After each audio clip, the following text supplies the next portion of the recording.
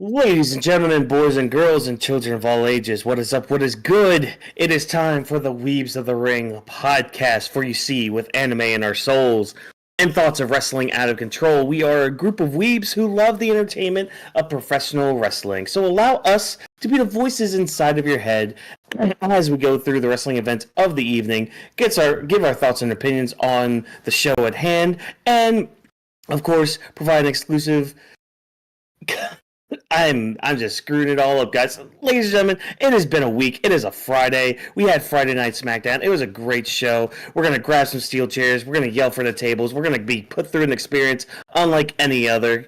Brought to you by Animal Weeb Studios. Weebs of the Ring are here to give you the SmackDown, lowdown, beatdown, throwdowns that we had this evening. So hopefully everybody's had a good week. As you can see, I have had a rough time of the week here. Nothing too serious happening. It's been busy. It's been really busy, especially with the old mind here. But hey, welcome all of you people coming back, joining us as you always do on these Friday nights. If you're new here, welcome as well. Hopefully you join in on the conversation. We are normally three guys. One of us has to take care of a few things right now, but of course I am your world champion Watkins here, kind of helping us guide through the events and the matches going on and kind of hopefully make some sense, maybe give you some hot takes or interesting ways to kind of think about things. But of course, as always, I'm never alone in this endeavor. On my left here is the man who claims to be a visionary, believes he's a revolutionary, and is somebody who has... What is that you have right there? Sorry, Chad. Now he's distracting me when I'm already just kind of like, wait, what? What? Okay, Legendy Vash is here. He's holding up something. Oh, it's Stitch. Oh, okay. Okay, sorry. It's just like, it's a different color because of the screen, because of the green screen.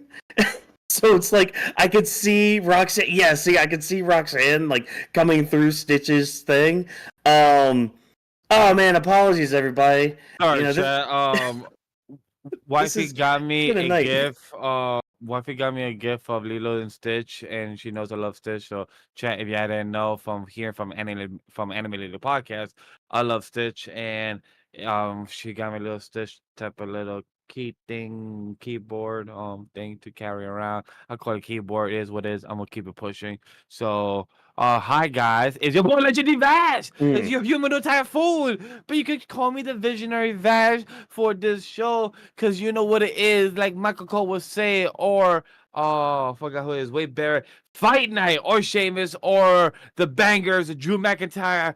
It was Fight Night, or for him it was crib walking night, because this man was walking to the back because he was in pain. His head was hurting, his leg was hurting, his body was hurting, because he is still feeling the repercussion from backlash from this past Saturday. For those that saw the review from the team of Watkins and Drop that did the beautiful coverage that they did about that show, and that show has some after effects that led up to this show of SmackDown that's going to lead some more after effects of a domino effect to Saturday Night Main Event. For a second, I was about to skip that and go to Money in the Bank because the qualifying matches are happening. So I was about to skip that. But then Saturday Night Main Event connects to Money in the Bank. Yeah. No, I don't really blame you for being a little mixed up in the head right now, because the WWE's building up towards two big events between Saturday night's main event and Money in the Bank. So yeah, it's understandable that you're getting them jumbled in your head. So because don't fret. They're kind of double dipping, because I asked Drop a question when I was on the call with him earlier in the day, and quick side question, Chad, if you guys want to join us in this random wrestling question. So you know how the match tonight was with Tiffany and Nia as a main event. They gave us a video package that Tiffany Stratton used her cash in Money in the Bank on January 3rd, I believe, of SmackDown of this year, right? So it was early this year. Yeah, so the reason I bring it up, because Money in the Bank, from I remember for the past 20-something years, it used to always land on July. of the year. It usually starts the summer around then. That's what usually Money in the Bank lands on. Hmm. So Money in the Bank last year was on July as well, already in Canada. But then this year is in June. Would it still count if, for example, Tiffany still had the cash in the Money in the Bank by June, since the contract ends in a Hmm. full 1 year, 365? Can we Um, have two people that has the Money in the Bank, or would it get voided once somebody else's wins the Money in the Bank and then get voided because girl never cashed in?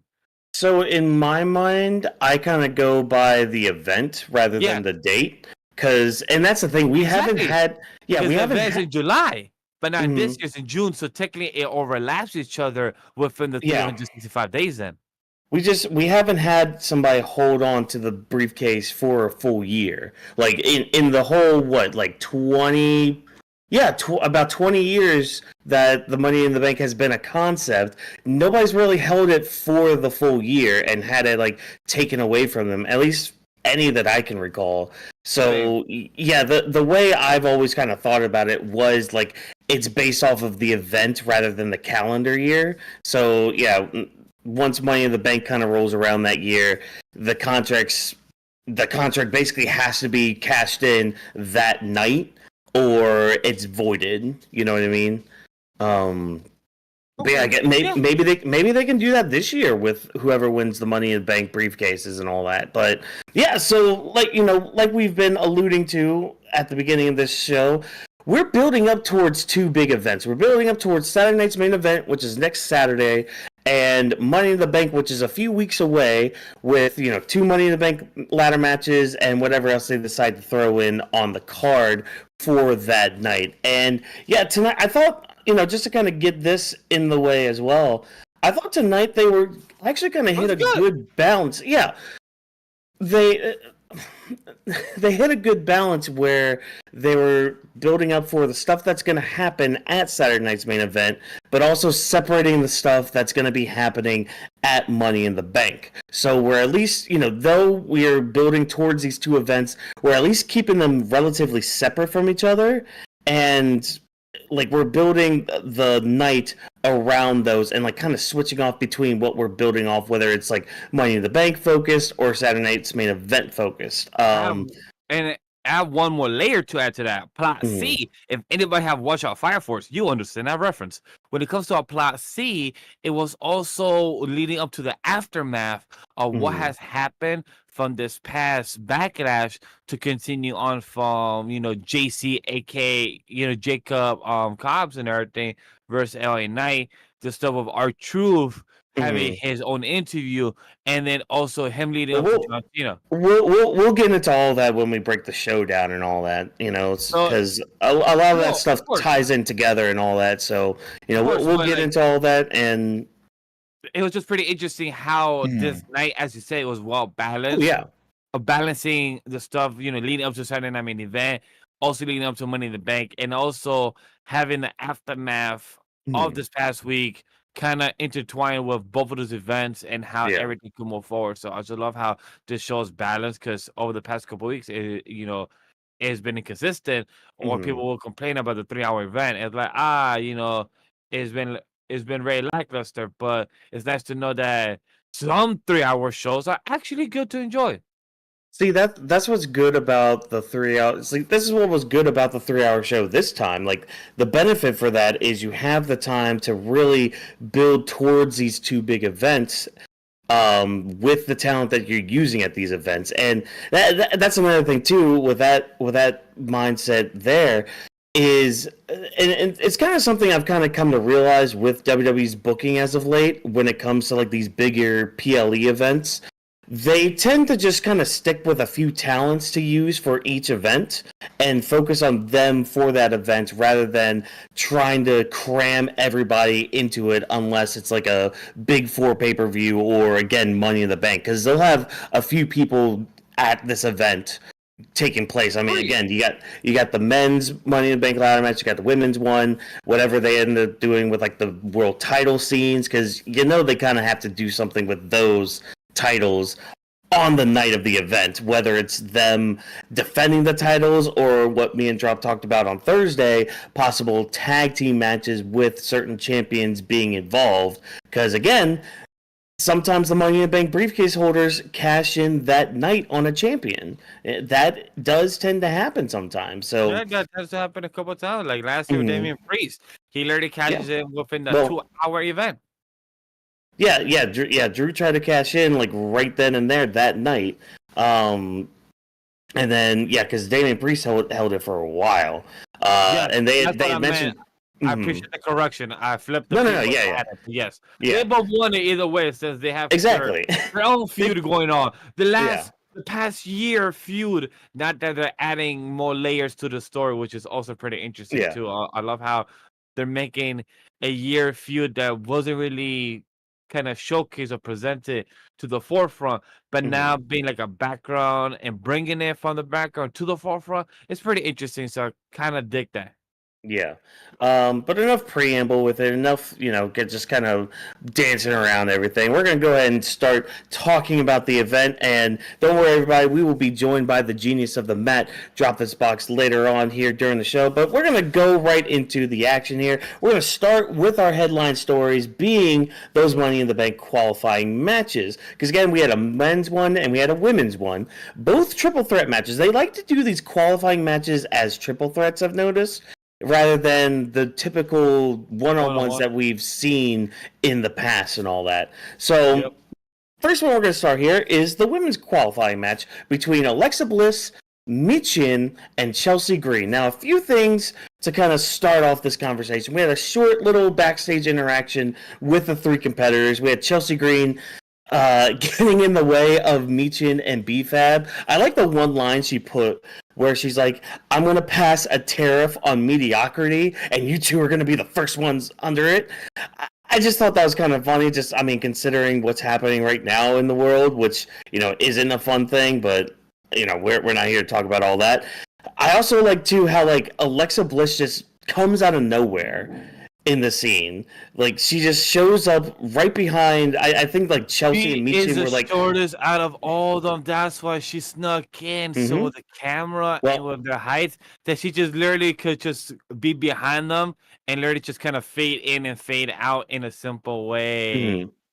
Yeah, well, it's that and, the spooky stuff, too, that she's kind of used to or known for at least with her ties to Bray Wyatt and all that. But again, I like the blocking that they did for that moment too, and she also smiling to Michin because she's a babyface and giving Chelsea the stink eye a little bit, just setting the nice little table spot that they're going to be having for this triple threat match. And for the match question right before we get to the match, a bit more about BFAB and about Michin real quick. How do you feel about BFAB Michin still talking or discussing about the tag team title belts in themselves? So how do you feel that they're still trying to bring that to the forefront, still trying to bring that, hey, let's showcase that, or let's still bring that, since they're still mentioning that and Liv is still the champion, they still got to bring that to some extent? They should, since they're a team, they should talk about that, but singles gold and glory is also something that people do want. They want to make sure that they can stand on their own 2 feet too. So that what Michin's doing right now with trying to qualify for Money in the Bank, that's fine too. And plus, who was it? I think it was Dom this past week on an interview. He had mentioned something about winning the Money in the Bank briefcase and using it on the tag titles, being like, when I try to succeed, I try to have all my other boys succeed with me and all that. So cool on that aspect with that mentality. And I know way back in the day when Otis had the Money in the Bank briefcase, people were speculating that he was gonna cash in for the tag titles, which obviously didn't end up happening because you had the whole thing with Tucker turning on him, Miz taking the briefcase and all that, but that's a whole other story for a whole other day. But with the match itself, the match was fine. WWE has their formula for triple threat matches, and they kind of stuck with it in this match, which I mean, it's fine. It's fine. Like the meme goes with the dog sitting in the fire. It's fine. Granted, it's not like a clusterfuck fire that's going on here. It was a good match. And Alexa had the match won after a bit when she hit a Twisted Bliss on Michin. But Chelsea, being the ever opportunist throughout the whole match that she ends up picking up Alexa, throwing her out, hits her finisher on Michin. So poor Michin tonight having to eat 2 finishers in succession, mind you. But Alexa gets back into the ring, hits a Sister Abigail DDT on Chelsea, picks up the win. So now Alexa Bliss is the first woman to qualify for the Money in the Bank ladder match. I like that because Alexa, ever since she's come back, has been very hot, and the crowd reactions every time she comes out are just spot on and just right where they need to be and all that. So yeah, they should put her in a match like this and giving her the spotlight like this that she rightfully deserves. Like, I mean, the girl's put in some work, and she really hasn't missed a step since coming back and since being gone. But yeah, what do you think of the match? Because again, like I thought it was fine. Nothing too groundbreaking or anything, but it was fine. I think it was better than fine. To me, it was actually a good match, a good showcase when it comes to Michin and Alexa, because I believe it was their first time in a long time. If they have had in-ring experience with each other before, I didn't hear that in the commentary, but from what I'm aware, it was their first time in the ring together, and it was a nice combination. There was a lot of grappling in the beginning between Alexa and with Michin, a lot of counter to counter as well between to both of them. I love how Chelsea Green was always like, not to chop liver. It felt like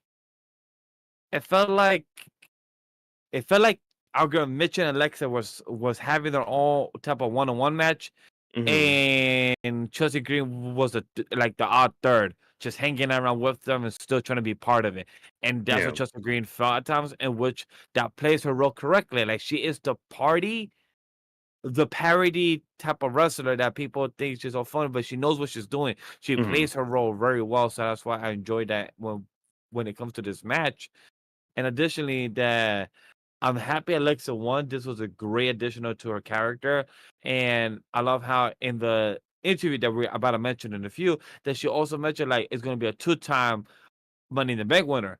I was unaware of that. I'm like, oh, so she has won it before. That's pretty cool to hear.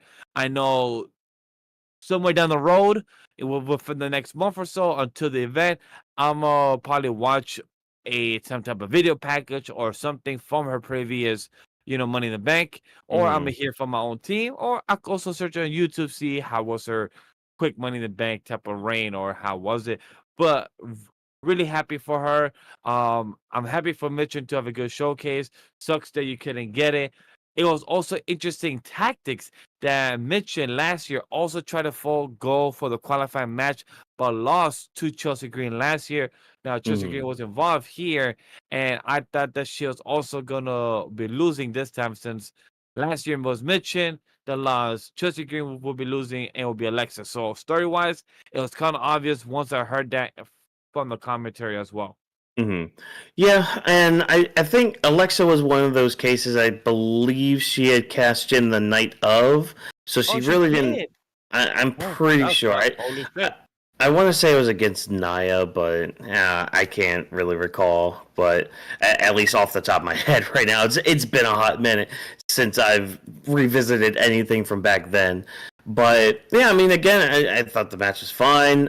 With again Chelsea just playing the opportunistic character, because that's just what she is. Like, she gets her ass beat, but she will take any opportunity she can to get one up over somebody. And I mean, that's what she kept trying to do in this match. Anytime anybody hit a big move, she would try to get involved then, like with a roll-up or something. And again, like the closing stages of the match where Alexa had hit one of her finishers, or like her signature move, if you will, on Michin. Abigail. Yeah, and Chelsea was just like, yeah, nah, yeet out of here. I'm a hit. Chelsea made one error in trying to go for a finisher. I get it because it's like, all right, let me just do a little bit more damage. But as soon as Alexa was like still standing on the outside after she threw her out, I was It like, was all right, obvious. yeah, nah, Alexa's getting right back in there. There ain't nothing with that. Um, but yeah, I mean, I don't really have anything else to say with the match. Again, it was fine. Yeah, nothing too spectacular from it. Just good, solid character work Um, with the for characters, me, and it yeah, was it was better than fine, chat. So don't worry. There is a difference nothing's wrong with between. fine. Oh yeah, Nothing's wrong with being of fine. course, Like, chat. it's not Oh like no, I'm no, of saying course. it. For It's not us, like for It's not us, like it's fine. The internet may be like, oh, fine. He's saying that it's it's not too fine. It's not too great. Yeah. And internet, you can hush it. So that's why I just want to be like, hey, chat, understand both are good, fine or good. They can interpret it however they want. Like whatever. It's not like I'm saying it's a 7 out of 10 trash. That's please. Ah, Yeah, that's yeah. There you interesting. go. That's an There interesting you one. go. But hey, ladies and gentlemen, welcome to the ring here. The genius of the mat. Drop this box. Drop. How you doing tonight? Doing pretty good.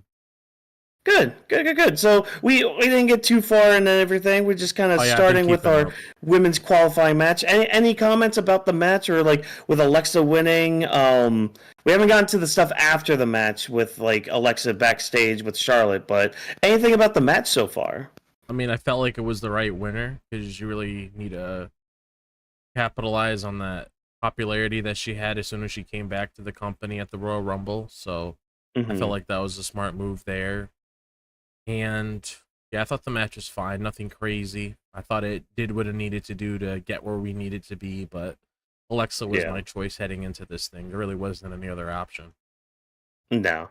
I mean, the only other option would have been Chelsea, but I mean, if they do like a runner-up kind of deal, maybe Yeah. Chelsea could win that one. But we'll have to see who wins next week to really talk about a runner-up match and all that. But yeah, so like later on in the night, Alexa's in the back. She's talking to Byron Saxton. She mentions, hey, there hasn't been a two-time Money in the Bank holder yet, or at least for the women, and I look to make that kind of history. But she kind of stops her interview short because she sees Charlotte down the hallway. And we get a follow up here from last week's thing where Alexa stopped Charlotte and said, hey, we need to talk.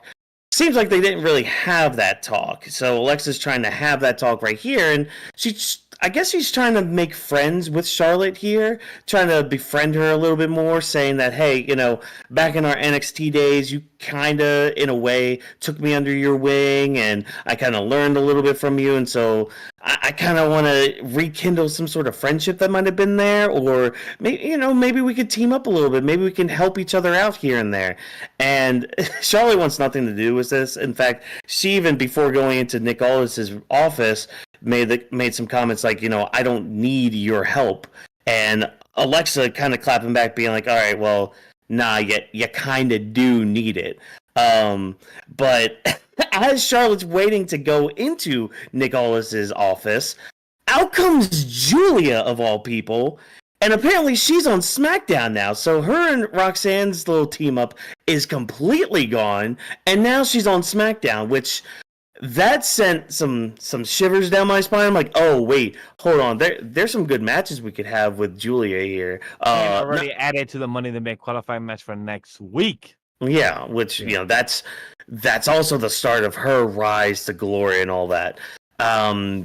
Yeah, where do we even start? I guess let's start with the Julia thing. How excited are you guys for Julia to be on SmackDown, and like any matches you want to see her on with, like at least with the roster currently? Because again, there are rumors of the draft happening possibly at the end of the month. They still need to announce that stuff along with Evolution 2. But like, Yeah. how do we feel about Julia being on SmackDown? So to keep it simple, Evolution, yes, please announce it already. Draft, they should really reinvent that. Hopefully, they've been working a way to reinvent the draft over the past couple of months. Like, hey, Netflix, hey WWE, I get it that y'all want to do a unscripted show and want to publicize it and everything from how the writers room work. but can you also reinvent the draft because it's been very lackluster over the past couple of years? And also, you trying to have it on 2 shows? No, don't do that. Not needed. And 3, when it comes to Julia, I don't mind it. I'm excited for it. Bit disappointed that the kind of team up with Roxanne kind of ended abruptly, but it was kind of obvious once we spoke about it last week when me and Drop spoke about the coverage that there was a type of social media post from WWE St. Julius at the end saying we know more. So that means that hey, us tag team is done. We didn't know what that meant. This Friday, man's like, hey, I want to stay away for those bitches. I'm done. I'm done with them. This Max tag team and everything did not work. So then she came here, became SmackDown. I don't mind as a fan of her over the years. I didn't know too much, but I was aware of her. I don't mind her being on SmackDown. I'm a bit sad that her NXT run was cut short, not the run, but more the reign.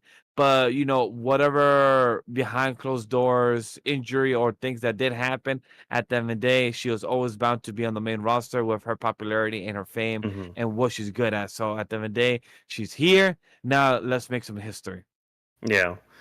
Yeah, I mean, I think her breaking up with Roxanne kind of makes more sense than them teaming up at the beginning. Because I think we were kind of questioning ourselves too, like, wait, why are they teaming up? I mean, like, I know we kind of justified it, like, okay, well, maybe they're just trying to a common enemy, I guess, or something. But I'm glad like they ended it too as they did, because knowing that there's history with NXT, yeah, they would not last long as a team. And it kind of makes sense too why they just teamed up for a short bit, because it's like, all right, let's just get up here, do our thing. Oh, it's not working out. All right, okay, bye. But Job, how do you feel about Julia being on SmackDown now? Do you think she really fits in there compared to Raw, or do you think maybe she should have stayed on Raw? And any matches you're looking forward to with her with this current roster? I feel like where she's placed is probably a smart move, because I remember us talking about how we were talking about years ago how Raw doesn't really have that many people on it. Now Raw has a lot of people on there, and now SmackDown doesn't really have that many people. And I'm strictly talking about main eventers, not like mid-carders or anything. And now SmackDown's falling in the same category, so at least with her being there, that could add another big name when it comes to that division. Because if you're looking up main eventers that achieved that scene, you got like Alexa Bliss on SmackDown. You have, because I'm looking at the list right now, you got Jade Cargill that's working her way up there, so I can't really ignore that. You got Naomi, you got Nia Jax, you have, who else? You got Tiffany Stratton. So at least with Julia being factored in there now, it would definitely help out a lot. And also, you can't have all the Japanese girls on Raw, too, so you kind of have to space it out, because if you did have her on there, then you would have Io, Kairi, Asuka, and her. So I feel like you gotta space it out a little bit. I do realize that there was some people out there that were upset that she got moved to SmackDown because they wanted that match between her and Io, which you could still get it, which I don't understand why people flip out over that. You act like she's on SmackDown for like 16 to 17 years and she's never gonna leave it. It's like, you'll eventually get the match. It just takes time. So I wouldn't worry about that in the sled. It's like they obviously know that's something that people want. Just like other matches on the card when it comes to other people that are on different rosters. Like they obviously know the kind of matches they want. They'll eventually get there. But at least with her being over here, she can help build herself up. She can go up against other people. And she doesn't have to go straight after Tiffany at first. She could potentially be somebody that Zelina could deal with, considering that she is a heel, Zelina's a face. So she could work with her, do something a little bit different, which is something that we talked about, because with the mid-card scene on SmackDown, you got Zelina going up against the same people pretty much so far. So it's like you throw Julia in there, completely new face. They don't really know each other that well, so at least you could tell, pretty good story there between the both of them, depending on what sort of direction they go down. And she could potentially get that title down the line, do something with it, work her way up. So I'm not against the move at all. Yeah. And I'm honestly just looking forward to seeing where things gonna go. I do know that she has a match next week. It's her, Charlotte, and Zelina.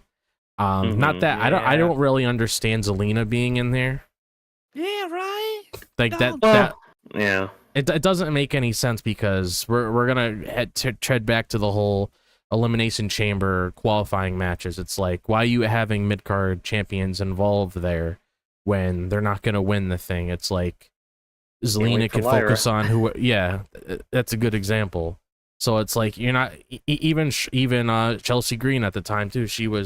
They both took pinfall losses. So it's like it doesn't make any sense regardless how you look at it.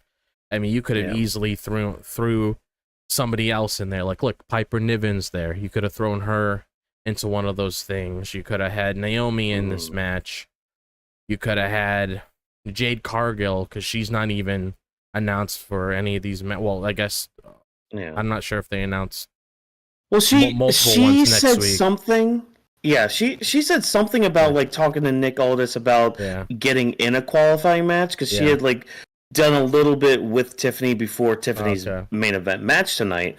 But yeah, they didn't really announce when the match was going to happen, so I'm guessing like a couple weeks from now. Oh, okay. So you got B-Fab, Alba Fire, Candice LeRae, people like that. So it's like I don't really understand that. I do expect her to win that match just to give her that status. I don't really. Charlotte's at the stage where she could get a title match if she gets into a feud with somebody. She doesn't need to win a briefcase.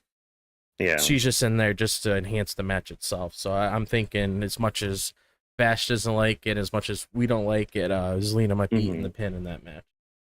Yeah. It's so disappointing. Like as a fan and as a critic, logically it don't make sense why you're gonna put a pin on the champion when even John mentioned you have Piper Niven, you have I was about to say Blair Davenport. Like, nope, she's not even within the company no more. So like either way, what John mentioned, the few other name of the wrestlers in the mid card, they could have at least show them a showcase or even have B-Fab again with Charlotte. Right, there could have been something there, but it is what it is. Yeah, and I mean, looking at next week's match, I could see Charlotte qualifying, because I feel like there's something with her and Alexa going on, which we're about to get into here in just a second. So they could play upon that within the Money in the Bank match, and then honestly, like as much as I love Zelina, have Julia just take the title off of her and just go on like a lengthy reign with that thing, and like have her actually like establish it as something great. You know, as great as Chelsea Green was with it, you know, that was a lot of good character stuff with it. But and Zelina's also a really good title holder. She just needs to, you know, actually be put on TV to do something with it too.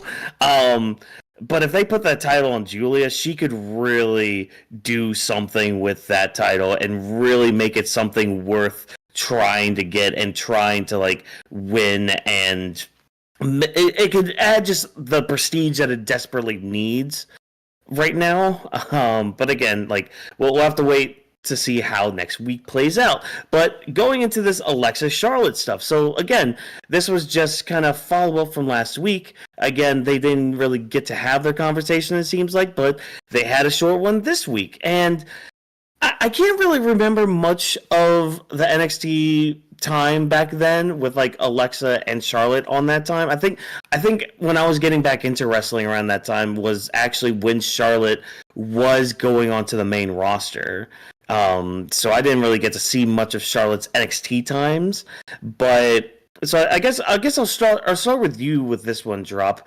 How do you feel about them like bringing up history like that with like Alexa apparently being taken under Charlotte's wing for a bit and possibly playing upon this aspect of, or at least this dynamic from them? I mean, it's definitely gives Charlotte something different to do compared to what she normally does, because we normally just see her coming back, starting a feud, going after a title, and that's it. So at least if her working alongside Alexa gives her something a little bit more to do.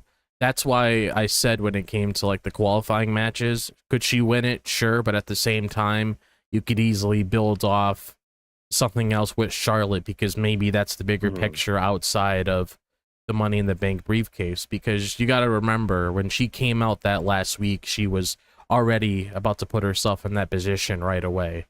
So to me, it seems like Alexa's trying to give her some sort of guidance to help put her on the right path before she gets there again.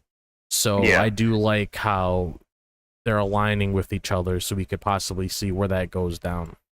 And especially if Charlotte does lose that triple threat match next week, like that just plays into Alexa's words about like, yeah, you need me. Like, you may not think you need me, but you do. So yeah, I'm more curious how this is gonna really play out forward.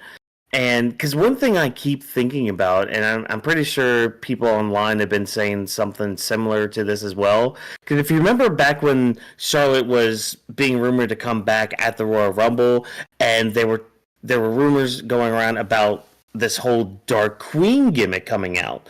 So I'm wondering if like we're maybe transitioning into something like that with like through Alexa, because I mean Alexa's not full on spooky ghost, I'm just gonna play with the lights a little bit like it's lightning and all that.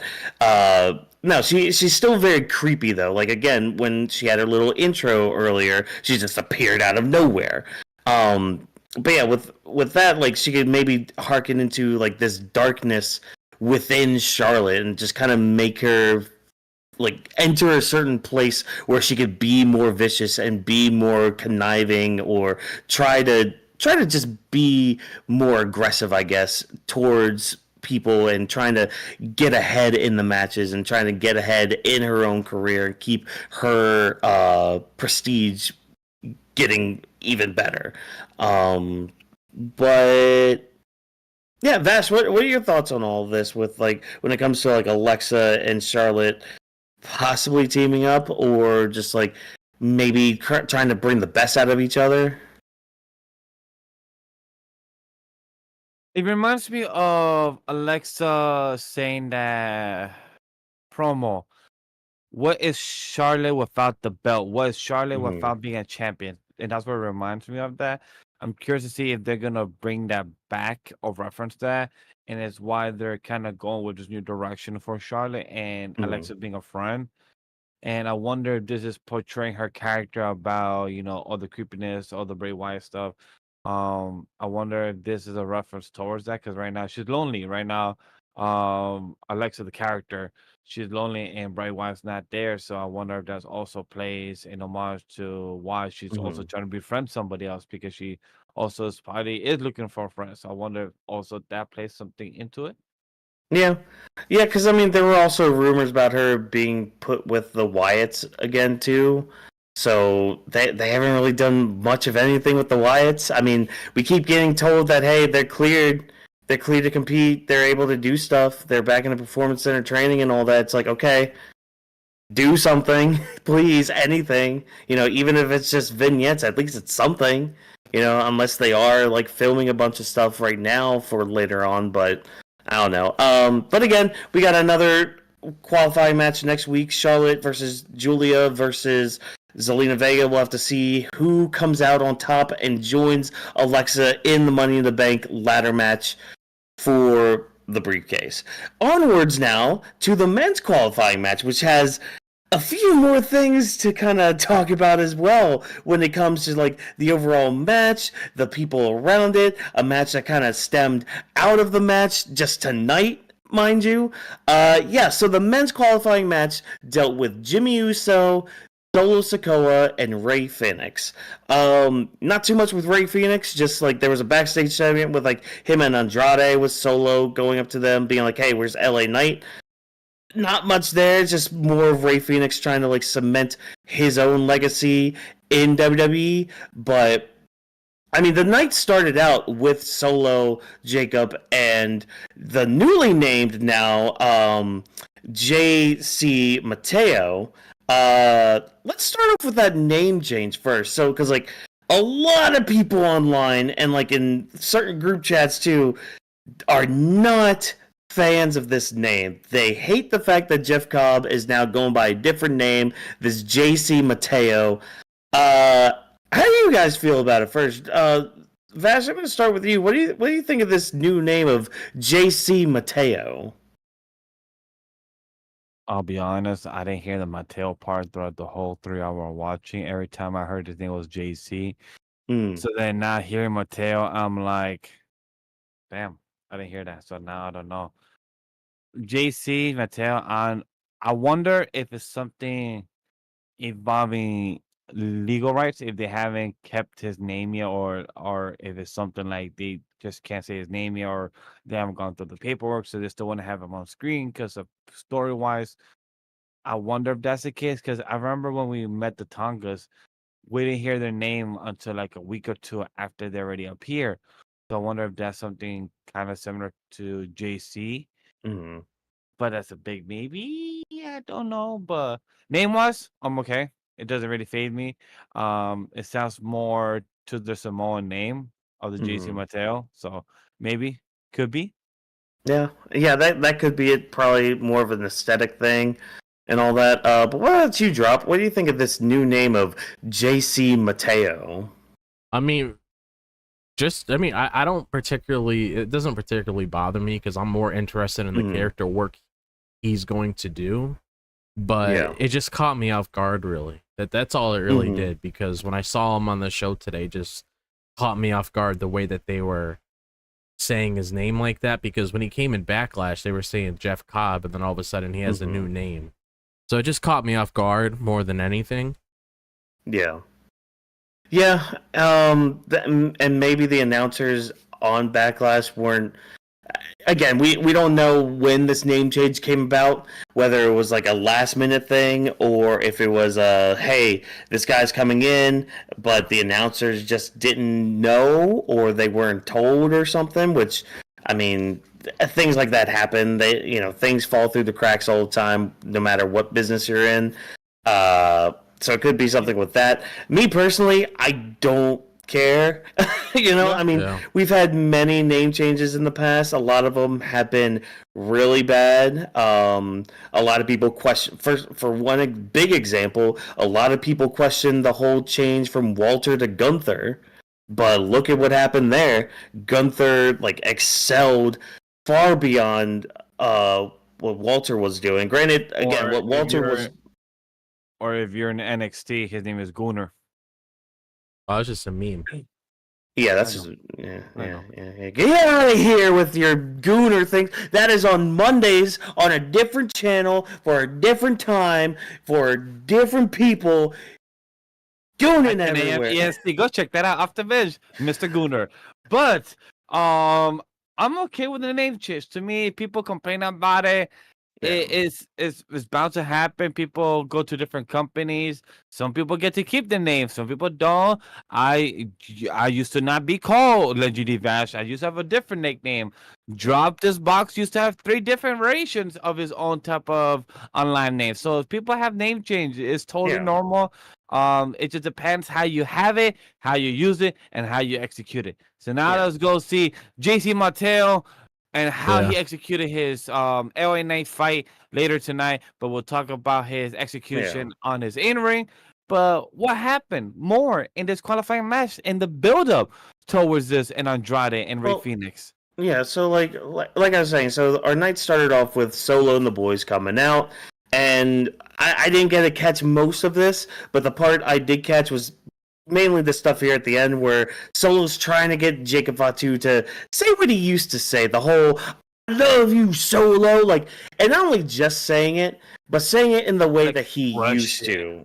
Yeah, the things that he was saying like he used to, where it's just with feeling, with conviction, like he actually believed and like he actually loved this, or like he did love Solo. And Jacob does say "I love you, Solo," but again, it's not in the way that Solo wants it. And Solo's he's still trying to pull his weight around, even though Jacob's the one with the title right now. And I'm not gonna lie, it wouldn't surprise me if they do a thing where, and I'm not saying I want this to happen, but again, my mind thinks of so many possibilities when it comes to anything when it comes with WWE. or pro wrestling in general. But it wouldn't surprise me if they tried to do a thing where Solo gets the Money in the Bank briefcase and cashes in on Jacob. It wouldn't surprise me. I don't want that, but it's an idea that's out there, and I wouldn't put it past WWE because they've done it in the past with somebody cashing in on a mid-card title. I hope they never do that again. But again, the possibility is out there, and it is within a storyline too. But again, I don't want that. Don't get that through your head, people. Don't want that. It's just a possibility. But yeah, LA Knight comes out, tries to beat them up again, following through with what happened at Backlash. And yeah, this is again leading up towards the triple threat match that happens later on. How are you guys feeling about this new wrinkle? Because again, like, Jacob is giving the stink eye to JC now, and because we know that there's some sort of history with them in the past when it comes to their wrestling history and all that. But yeah, how you guys feel about like Solo still trying to like throw his weight around Jacob and trying to still be this pseudo tribal chief for him? He's gonna get his ass handed to him eventually, because it's like, oh yeah, you got to be careful like with the kind of people that you like constantly like keep poking. Like they say, don't poke the bear for a reason, and that's pretty much don't poke the werewolf. That's pretty much what he's doing with Jacob Fatu, like trying to imitate what he says, trying to, just be like him in a way. It's like, sure, you could have gotten away with that with like a couple other people or whatever, but it's like, this is a different person. You know what he's capable of. You can only do that for so long until it backfires on you. So I know for sure I'm expecting his ass to get handed to him eventually. That's for sure. Just based off of that alone, like you keep that shit up, any normal person's gonna get fed up with that shit after a while. Well, you can really tell too with like, at least within kayfabe, within like the character, is Solo's just he's kind of fake with it. Yeah. with it, because it's just like he's trying to play favor with Jacob and trying to like make him fall for Solo again, or like try to manipulate him in the way that Roman did in the past with the Usos and with Solo and all that. But like you said, it's gonna end up biting him in the ass. And Solo is going to turn on him, and eventually they're going to have that match, and Solo's going to get the butt whooping of his life from Jacob Fatu. But Vash, do you have any comments about like this wrinkle that we had with, again, JC coming in to kind of add a little bit more muscle, and just this dynamic, this ever-changing dynamic between Jacob Fatu and Solo Sikoa? You know what I mean? Yeah, I mean, I really love how Solo feels, like you said, his character on screen. Again, a quick reminder to the audience to remember that we're seeing the character of Solo, and I love how he feels more fluid, if you know what I mean. Like he feels more laid back with the character. Like, remember Solo? Remember how one thing you used to tell me? Like, I love the body expression he just gives. He feels like he's being fake, but also being direct. Like, yo, remember that thing they used to do? Like, I love you. I did this for you. I got JC Mateo here to back you up. You may not like him. You giving me the stink eye, but I want to make sure that you and me are still neck and neck. We're still locked eyes. Do you still love me? And I want you to express it. And once he said, like, I love you, Solo, like, that's not how you usually say it. Like, you know what it is. The fans know how you say it. The audience. And I really enjoyed that expression from Solo himself. Like, trying to execute tribal chief status, trying to execute tribal chief standards of body language, but without portraying that. Just giving up that energy. And Jacob, I love how he wasn't having any of it. I love how he wasn't having any of it. Like, yo, I don't give a fuck. I could just deadass walk off this ring and let it go back to my locker room and call it a day, motherfuckers. Yeah. You could do your thing. You could laugh about me. Oh, gas, no breaks. But I could give you all gas, no breaks, and I'll stomp your ass. And I love the attitude from both Jacob and both Solo of how they interacted in the scene. Trying to build that soon breakup. Like I feel like everything is kind of leading into SummerSlam since they're 2 nights, a lot of feuds could go. Like I remember the one I mentioned earlier, the Grayson Waller versus Austin. I don't mind seeing Solo and Jacob in the future, or maybe we might see Jacob or JC versus about Jacob Fatu, and then after that lead up with Jacob Fatu versus with Solo at SummerSlam. So I think that is a possibility for that, but it depends how we lead up to it. But so far, I'm enjoying this. I enjoy their interaction, and it works. I think my favorite thing with their interaction is it's very similar to, like, okay, you and your brother, you're not seeing eye to eye and all that, and he knows that, hey, you just broke up with your girl and all that, but it's fine, whatever. And then your brother ends up getting, like, an ex you had from, like, years ago. He's like, oh, by the way, me and Samantha now are dating, and she's gonna be around more often. Isn't that great? Isn't that awesome, Watkins, for your brother to be dating Samantha right now? Don't you want to hang out with Samantha? I brought her along, too. She can hang out with us. It's like, no, she was a bitch. I don't want to be around her. Why are you around her? Why'd you bring her here? No, I don't want anything to do with that. And that's kind of like the looks that Jacob's kind of giving here. It's just like, but it's a little bit more, like, there's a little bit more animosity with it, because it's just like, okay, exactly. The moment JC messes with me, I'm gonna mess him up. Like, again, it's going to be all gas, no brakes, all over this place, dog walking him. And, I mean, I'm looking forward to that match, too, especially with what we saw with JC tonight.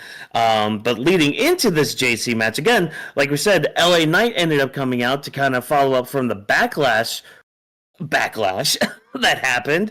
And the Samoans run away. LA Knight's still trying to chase him and all that. And throughout the night, the Samoans are trying to find LA Knight, but he's nowhere to be found. And we lead into just our match itself with the triple threat style of Rey Fenix, Solo Sikoa, and Jimmy Uso. And I mean, the match was a little bit better than the other qualifying match we had tonight. These guys had some good chemistry, especially Rey Fenix. Like, that man, I like how Joe Tessitore compares him to a cat. Like, in the ring, just how natural he is, like, just being so light on his feet.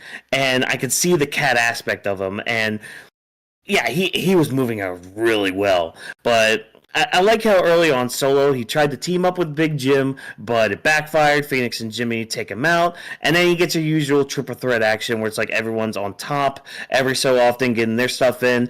What really annoyed me, though, and I'm sure people are probably going to be memeing this a lot, freaking Charles Robinson apparently was too busy staring at his family that might have been there because they were in his hometown or whatever.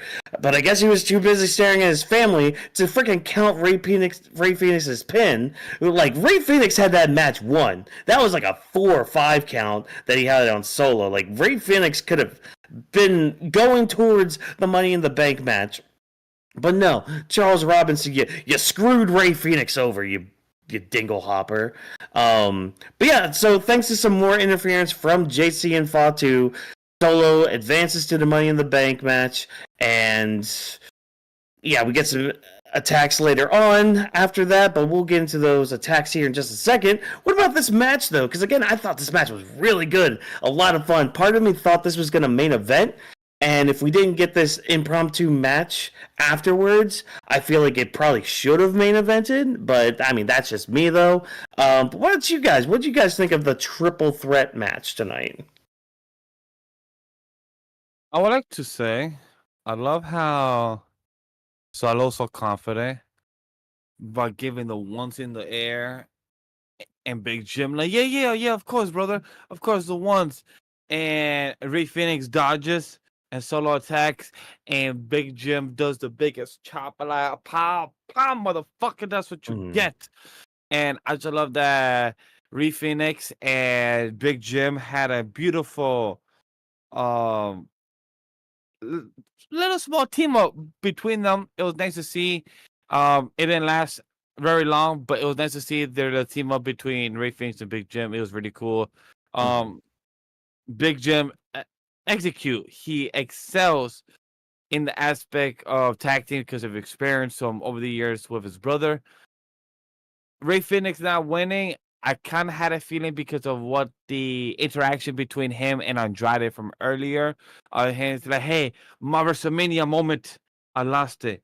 So I'll get back on top. So I'm like, he's still being involved with Andrade and with Lo Garza in them. So I feel like him losing adds to the story of his. So for me, I wasn't too stressed on it. I was shocked about Solo winning. I thought Big Jim would have taken the W, but then I assumed like, it depended on the other people.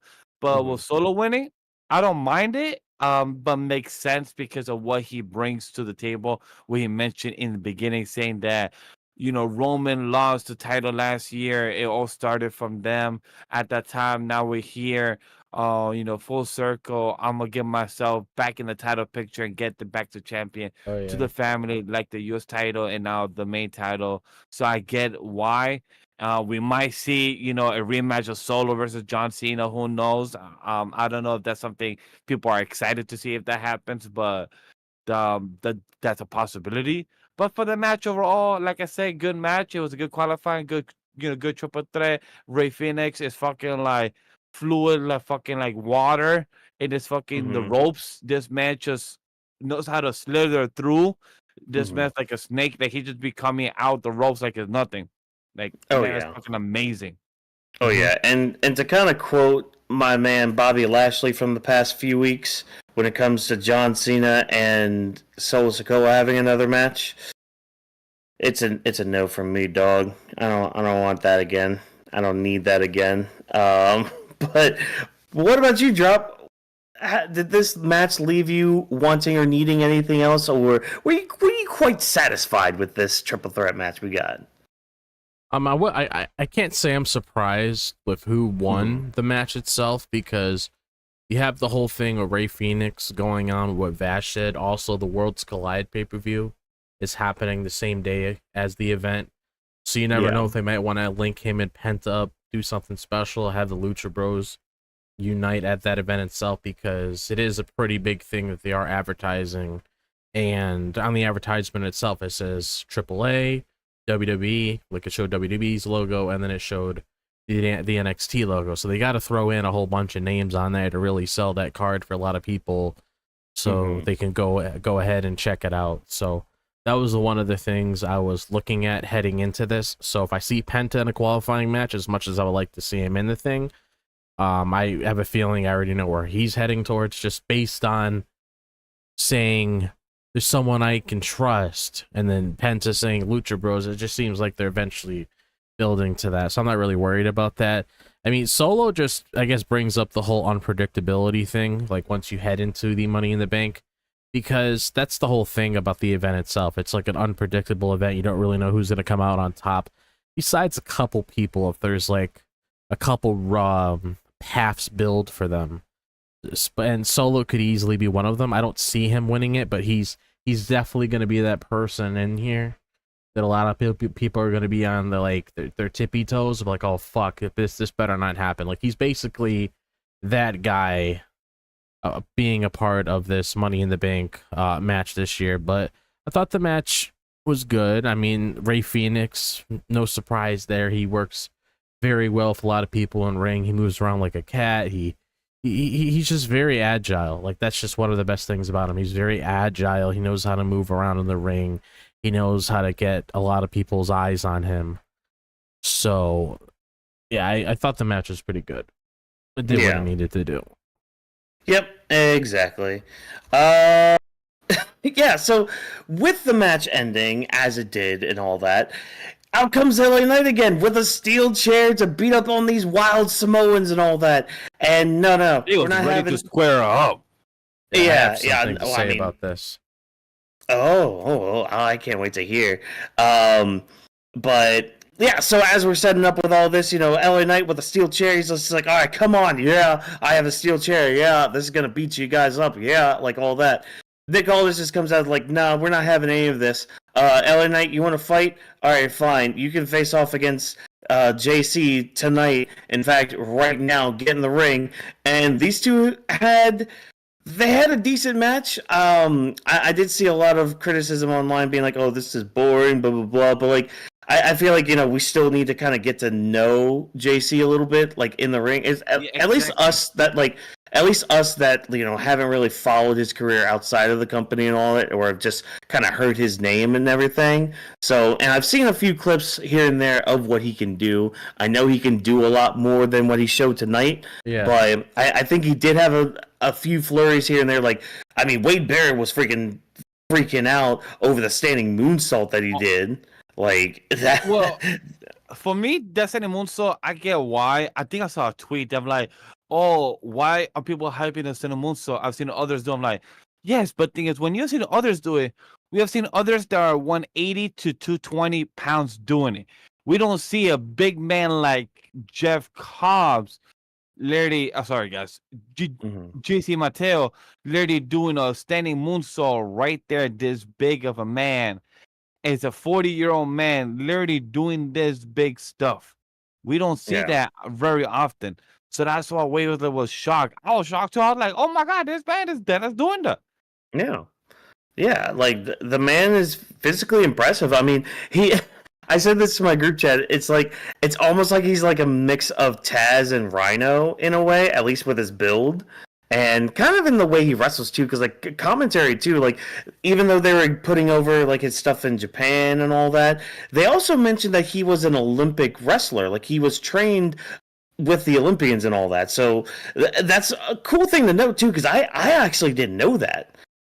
So that's good that like it kind of tells you like what his style is going to be. It's going to be more of like that suplex style, more of like that ground-based style, but also there's gonna be those moments like that standing moonsault, and like when he got his finisher up, what they call it again, the tour of the islands. Like the guy can go, and he's gonna show more of what he can do as the weeks go on. So I thought it was a good first showing for JC in the WWE and in the WWE style. But Job, what do you think of everything, and what's your hot take possibly for all this? Talk to us. I'm excited for this. Oh yeah, so I mean, I wouldn't say like get excited over this. It's probably something a lot of us can agree on when I say it. But I thought what we did here with JC was needed because you need to really showcase what he's capable of here. So I really liked how they had him go out here and did what he needed to do. I mean, when he did that, a standing moonsault, that definitely got me because that was something I wasn't expecting him to let out of his bag like so soon in his first match on SmackDown. So it's nice that he's showcasing, what he could do to really pop a crowd and everything. And I'm expecting that to be a common theme with him moving forward when it comes to other people that he gets in the ring with. And this is pretty much telegraphed like ever since Backlash, ever since he attacked LA Knight. So I had a feeling in the back of my head that LA Knight was going to come after him and wanting to have a match with him anyway, considering he's the very reason why he lost that U.S. title match. So he wanted to get his revenge on him. So when you put all of that together, it made sense why things happened the way they did. It makes sense why LA Knight lost the match because he got distracted by Solo and Jacob Fatu. My main thing that I'm hoping that happens next is since JC was able to get the job done tonight, and since LA Knight is involved in a qualifying match next week, I'm just hoping this just gives LA Knight a reason to just walk away from the whole Bloodline Vortex thing. Like, after like you got JC getting a win over you. I don't really know how you bounce back from that. It's like, oh, now I gotta go after Solo. Now I have to go after Jacob Fatu. Like, no, you lost twice to Jacob Fatu, and he pinned you both times, and then JC just pinned you. And God forbid I see another Solo Sikoa and LA Knight match in the near future. Yeah. So it's like I rather just him get into this qualifying match and then have him win it, because it's kind of hard for me to really see him not in this match. And it's also in LA, so it's kind of like tailor fit. So I'm honestly just hoping that he just walks away from whatever's going on with Jacob Fatu and the rest of them, and having them resolve their own issues with each other, because that's the bigger story when it comes to those three involved in that group right now, and LA Knight can just go on and focus on other things, because this was something that me and Watkins brought up in our coverage when it came to the overall direction of LA Knight, because me and him had a really hard time figuring out exactly what this man was going to do next, because whatever's going on with Cena, that's going to be like, it's really hard to get involved with that, especially with other people you got to factor in there. And then he's not a Monday Night Raw guy, so he's not going to be getting involved. Yeah, he's not. Which I'm kind of leaning towards that. I believe you've been saying that since I think March or April for him to move over to Raw. I'm kind of leaning towards that more. That I would like him to switch pace, because he's been a SmackDown since he was with Maxine Debris, I believe. Yeah. So like he's been here for a couple of years already. So like change of pace. He has the attitude where he could be more, not saying wild on purpose, but he could be more unfiltered on Raw. So it'd be nice to see that more the story aspect, and he could touch base with other players that he hasn't done. Exactly. It's like a whole new environment for him. But also like the other thing, and I hate to make fast predictions so soon, but I'm honestly hoping he wins the thing, but because I feel like it's one of those, you either do it now or you don't do it sort of thing, kind of like how they do with Jey Uso, where they involved him in a whole main event picture. He was able to win the big one, and he was able to do his own thing. The big one to me now is just having LA Knight just focusing on that main event picture now. Just get out. He doesn't need to be in mid card anymore. I feel like you really need to start doing some main event stuff with him, and definitely if he gets drafted to Raw, because even if he has a briefcase, you're not designated to whatever brand. You go whatever the fuck you want. But it's like, even if he gets transferred to Raw, I mean, you got the world title there, which is the one out of them all that I can realistically see him having in his possession. So it's not anytime soon this year. I would say probably sometime next year I could see him winning it if he does indeed have the briefcase. But it's like, he's another one that I'm throwing in there where I'm like, bring him to Raw, have him doing his own thing there. Have him involved in the main event picture. I feel like it's the best thing for him. Like, he needs to leave SmackDown and just do other things. Yeah, and I mean, even if he doesn't leave SmackDown, the draft needs to happen so he has more people to kind of play with, anyways. And I mean, I know, Drop, you and I had talked about the draft just this past week, actually, on Grappling with the Week. I mean, they could switch the titles around where, like, Cena goes to Raw and the World Heavyweight title comes to SmackDown. I mean, there it is right there for Knight. Easy pickings to get that world title. And yeah, he should be in the position that like Drew and Damian are right now, because like they are former world champions, but they're guys that like they're just on a different tier since they were world champions. So it's like, even if they aren't in the title picture, they're still main eventers. They're still people that can pull on like their top contenders for a title. And LA Knight, he still needs to get to that next level. And I mean, he had that moment with Roman back in 2023, which, I remember talking to people being like, yeah, that's basically them. That's them testing LA Knight to be like, okay, can you perform on this level? Great. Fantastic. Now let's actually have you on that level. Let's actually like build towards that. And they barely did anything with that in 2024. So 2025, you gotta strike when the iron's still hot, because he's still getting good pops. They're still putting the little thing at the bottom of the screen during PLEs for like the crowd noise whenever he comes out, and it's always like, whether that's an actual thing or not, or they're like modifying it to be like, oh, look how popular this guy is, to kind of trick us here at home to be like, oh, he's very popular, cool, neat. Either way, they're having that thing go into like the hundreds. It's in the triple digits.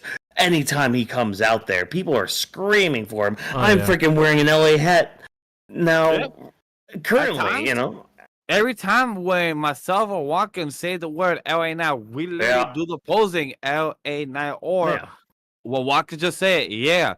So it just he is still over. He's popular. Hoping he gets the title. I like the idea of what Job said, that they're in LA. He gets a briefcase. He could literally have a dope ass briefcase design.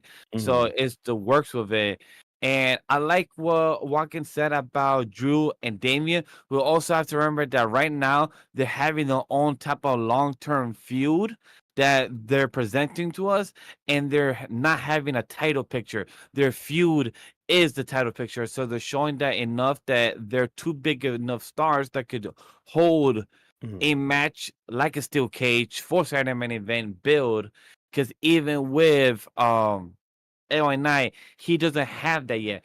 But I can't wait to see that time when he does. Because right now, let's see what he builds with probably JC. Because right now he used to have some small builds with Andrade, Carmelo, and everything. But it's been a bit lackluster with Shinsuke, and the Jacob a bit was good.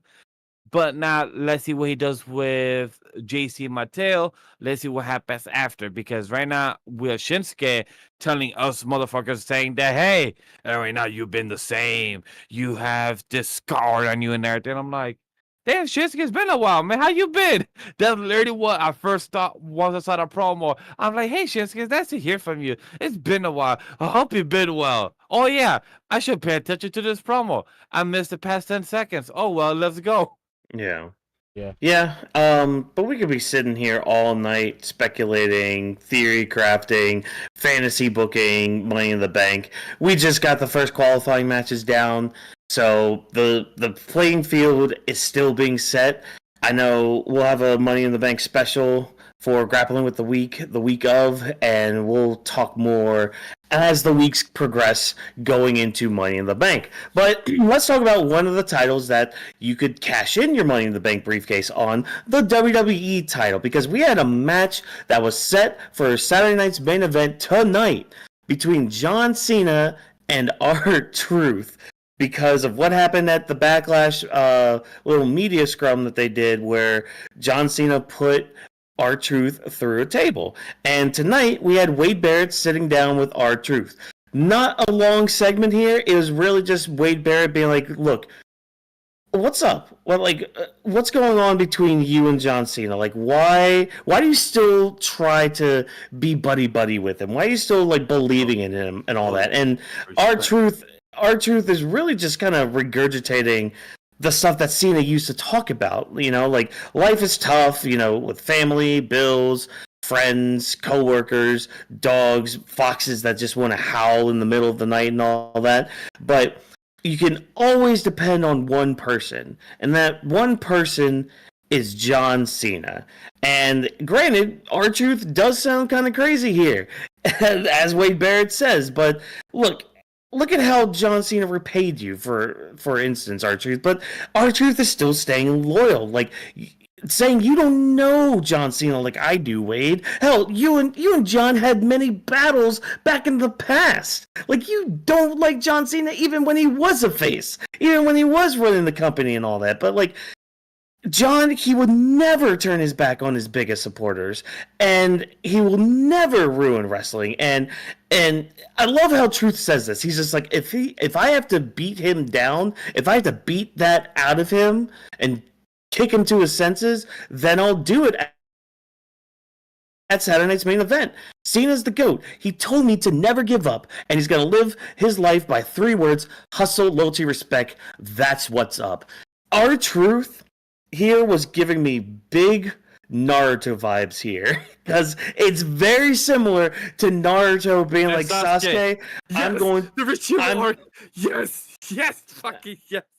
Yeah. So, I really like that aspect of it. But R-Truth, I mean, he's not gonna beat John Cena, but I said this, I think during Backlash, and when we were leading up towards all this, I still think R-Truth will be the one to bring Cena back into the fold. I think he's still going to be the one to bring Cena back into the light side, if you will.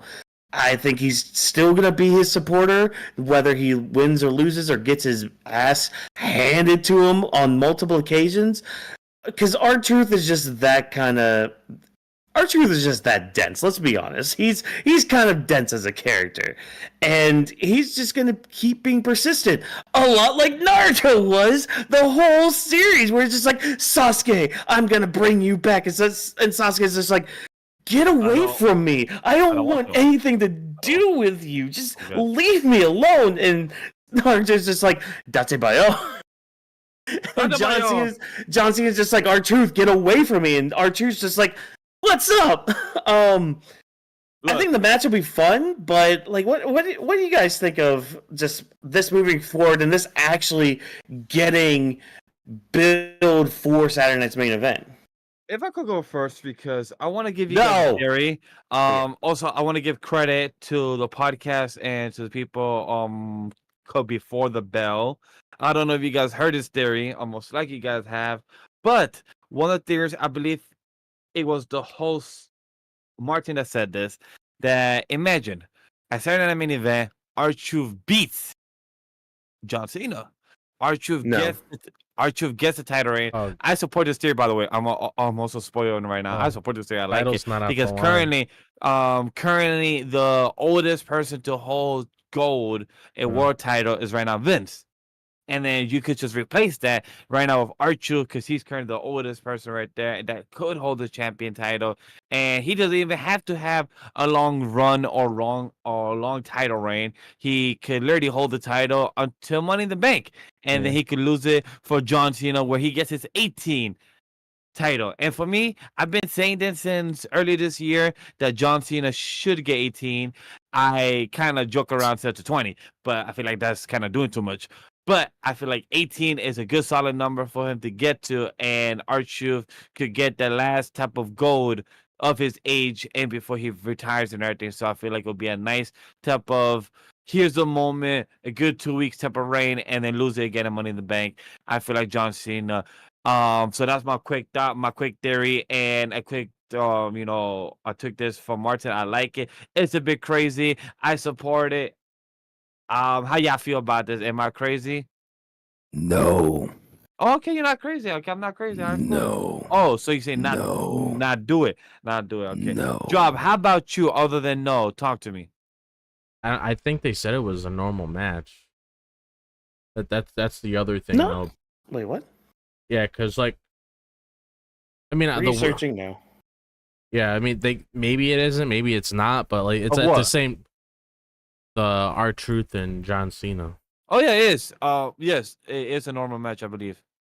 Yeah, so it's like, I mean, I don't really like that whole idea behind it, because it's kind of like, you want this whole thing with Cena to mean something, so him losing the title so quick like it's kind of underwhelming, especially to somebody like R-Truth, regardless how you feel about him, if he's a meme or whatever. I mean, that's not something I would do, especially if you want to continue this whole entire thing where it's like he wants to be like the last real champion. You can't just have him say that as soon as he faces Cody and Orton, and then he drops it like the following weekend.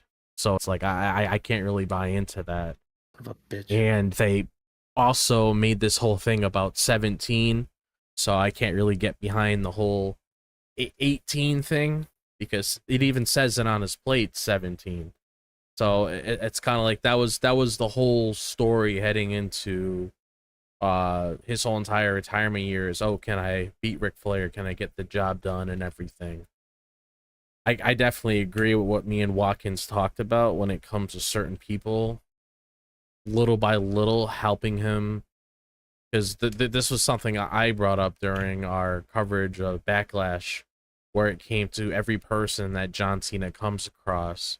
Maybe there's some sort of lesson that comes out of that, or some sort of thing that happens to him that sort of brings him back on that track, little by little. Like that's how I personally see it going down. But I did like the segment itself. I liked what he was trying to do, how he was trying to basically, just be himself and do what he needs to do to really bring it out of Cena, because that is like a realistic thing to do with what he said when it comes to beating it out of somebody in order to really have them come back to their senses, because you see it in a lot of different stories. If it's movies, TV shows, books, video games, etc., so on, Yeah. you sometimes see somebody in that position where they have no other choice but to do that.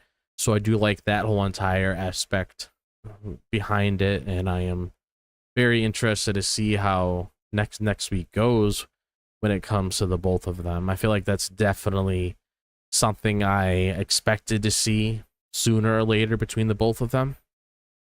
I thought it was just going to be like a little segment to really get heat on them, but now that you're actually having a match behind it and it's something that the crowd can really get behind, I do like it.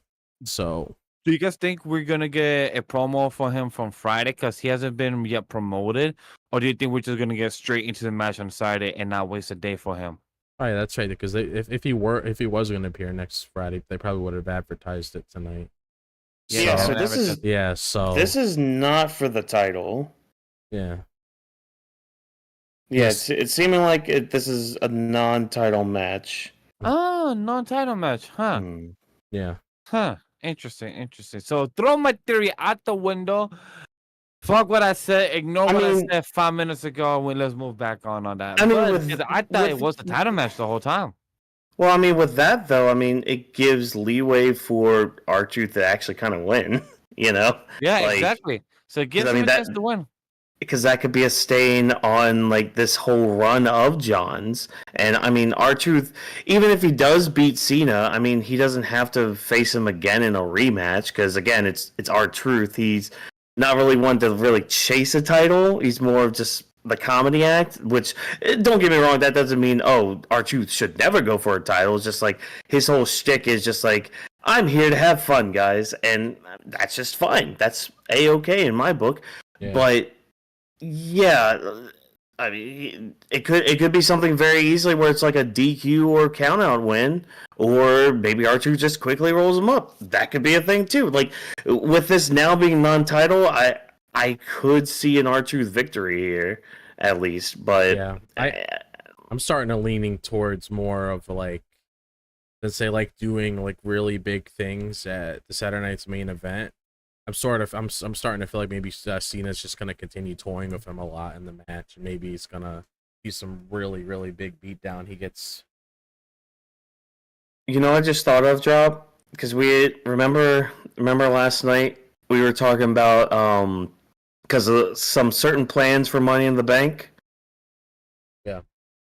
What if this is how we get to it? So to refresh some memories out there too. So one plan for Money in the Bank is the fact that of having Travis Scott in a tag team match with John Oh, Cena at yeah. Money in the Bank, and Cody Rhodes possibly getting involved in that. Well, and Cody's R-Truth gonna is need his partner. Because yeah. he's also a rapper. Yeah. I mean, yeah, he's a rapper and all that, but like, you know, he's older too, and like could help with Travis Scott like in the ring a little bit, and yeah. it could also kind of lead into like how maybe Travis Scott actually gets one over, because again, R-Truth is R-Truth. So it's like, okay, Travis Scott is kind of a dick, so it's just like, all right, I can poke something through this. That's just a possibility. Again, I just like to spew possibilities and all that. I'm looking forward to this to see just where everything goes. Whether we get a promo from John in person or if he feels up to it, maybe even a damn video promo from wherever he lives or wherever he's at. Do that. That'll be something. Yeah, so we're going to keep moving on because we got a lot more other things to kind of cover tonight. We got Fraxiom taking on DIY, just kind of playing upon what happened last week after their big victory against the Street Profits. And, I mean, you say you have Fraxiom versus DIY, you get exactly what you're asking for when you get Fraxiom versus DIY on paper. Because this was awesome between these two teams. Because, again, these two teams have great chemistry with each other as a team.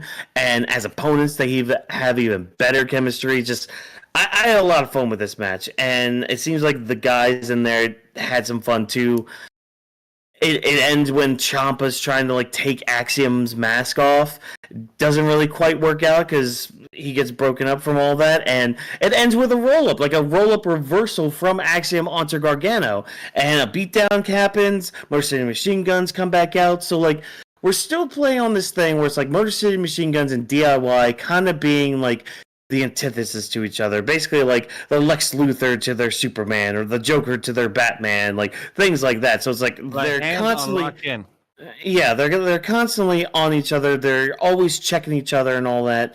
And yeah, just nice to see Motor City Machine Guns. I'm looking forward to when we finally blow this off. And again, when we get the draft, having them maybe mixed up with other teams, because Motor City Machine Guns are really good. DIY is really good. They just need to be facing other teams and other people to actually show how good they are. And tonight is exactly why we should have that, because this match again was really, really awesome.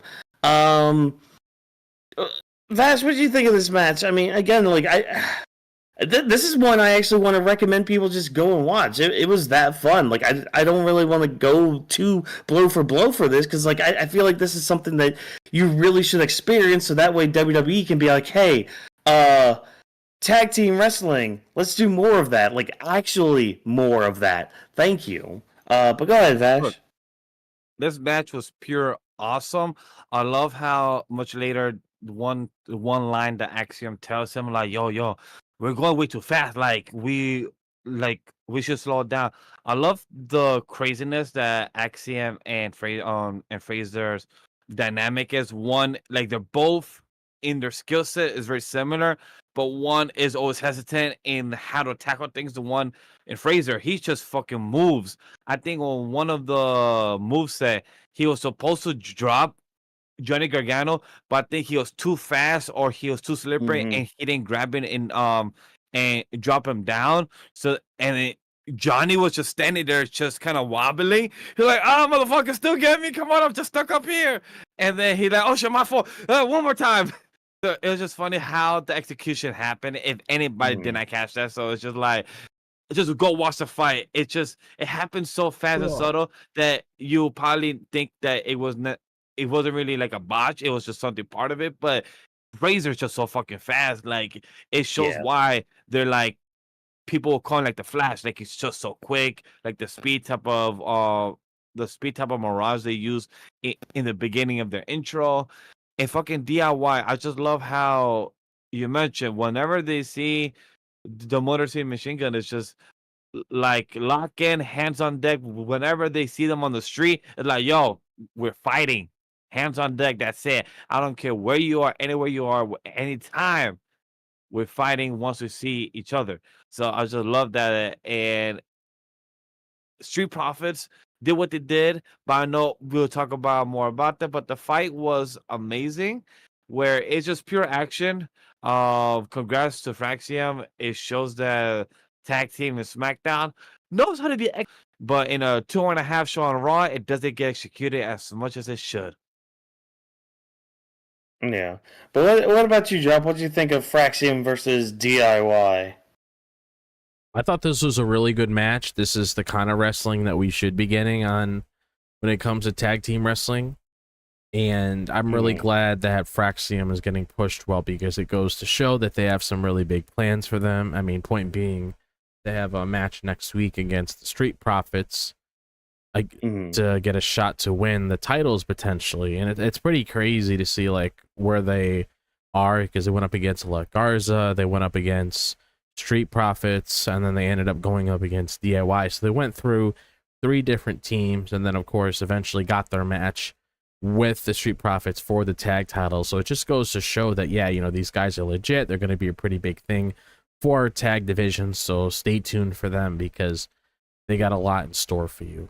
And yeah, it just seems like it just seems like, you know, Nathan Fraser and Axiom, they just know how to read the room so well when it comes to certain maneuvers that they're trying to pull off, or if they're trying to set up somebody from like one of those little combo finishers or whatever comes to mind. Really, it seems like they're always put in a position, no matter where they are on the timeline. If it's like, okay, we got to do this over here, we got to do this over there, it's like there's always something going on with both of those two in the ring. It's like there's never any point where they're like slowing down, trying to catch their breath or anything outside of tagging the other guy in. Like they're really like moving around A good ring like awareness. crazy, Mm-hmm. which is something yeah. I'd have noticed.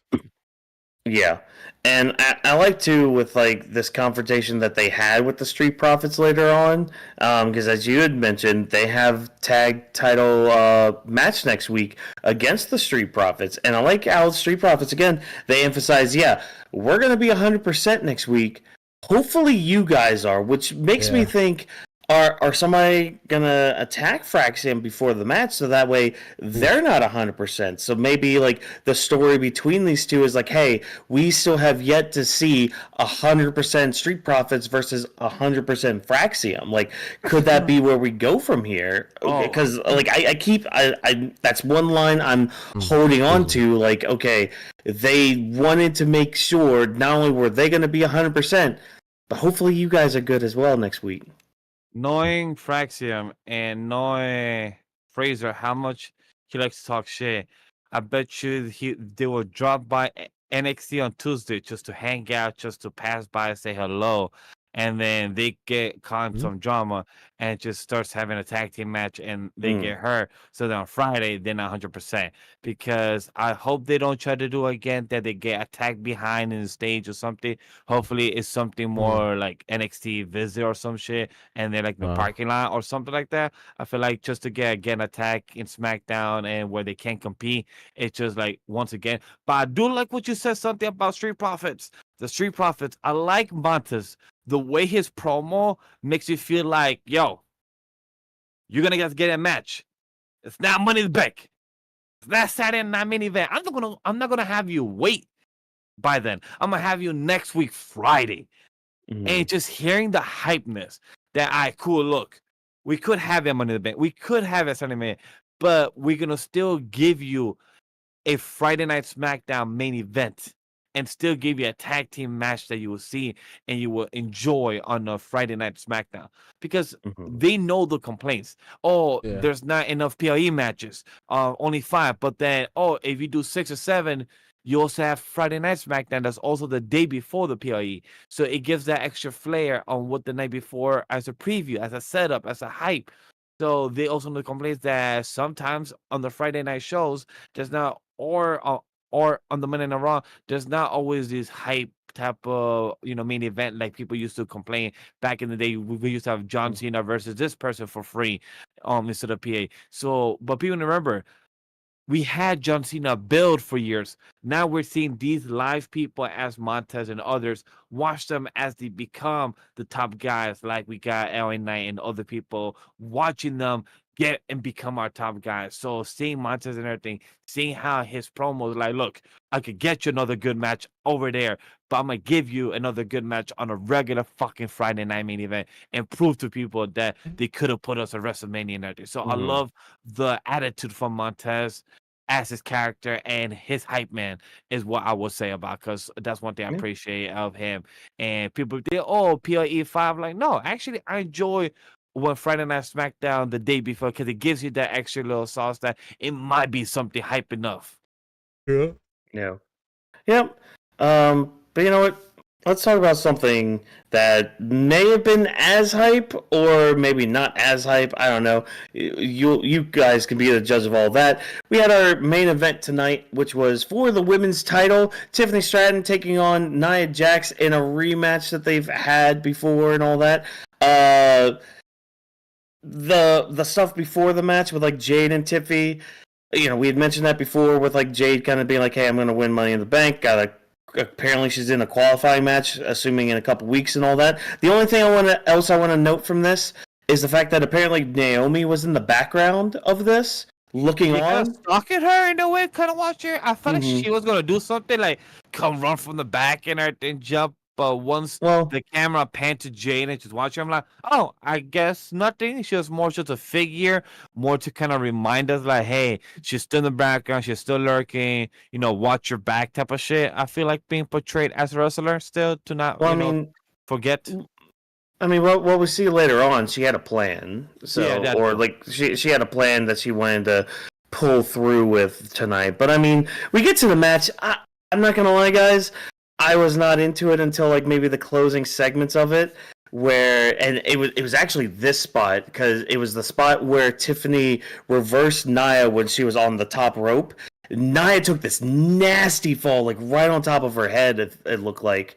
And then Tiffany, this shocked me. The fact that Nia kicked out of a prettiest moonsault ever, a PME, if you will. The first one. Nia was the first one to come out, and in my head, I'm like, not that thought about because I've been a fan from Tiffany because of Drop over the years, and I'm like in my head, I watch your matches. From what I can recall, nobody has actually pinned out of the PMS. I'm like, Nia being the first one, and also them mentioning that it knows and is kind of self-aware that these type of data of when they give the type of events now that the finishers are protected. So to tell us the PMS just got the first pin now from Nia, it shows a good thing and it shows that they're self-aware. So I appreciate that as a fan. Yes, that PMS really did take out Nia after the second one.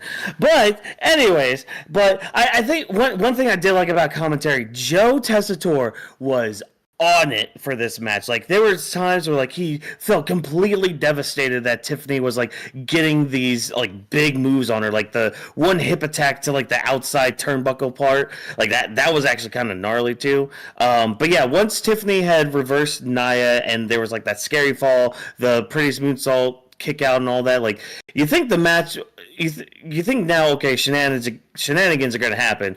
Out comes Naomi with a steel chair. You think she's going to do something, but here comes Jade Cargill to just beat up on Naomi again.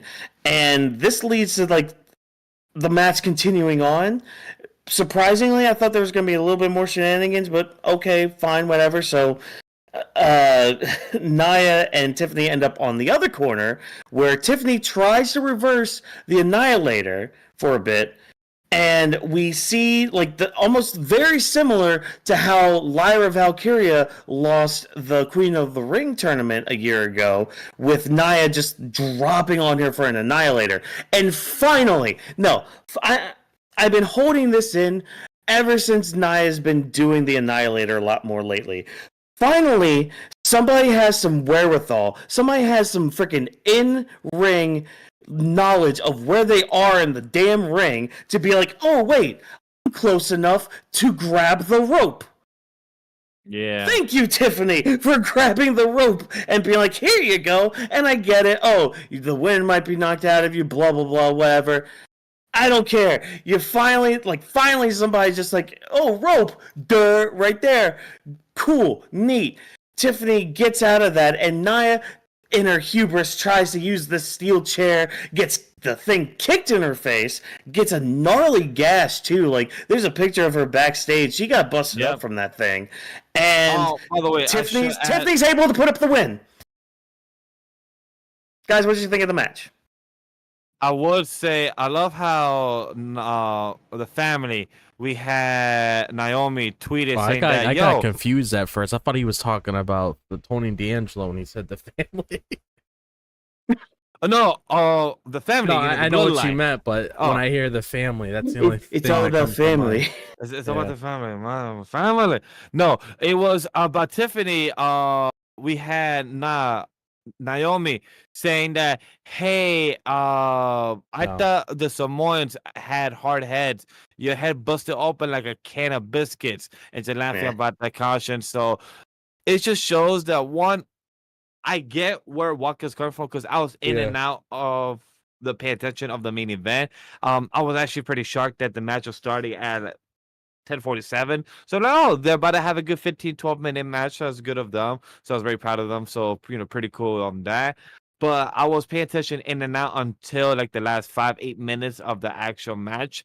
So it was cool to see that they was kind of kicking up a notch in the level.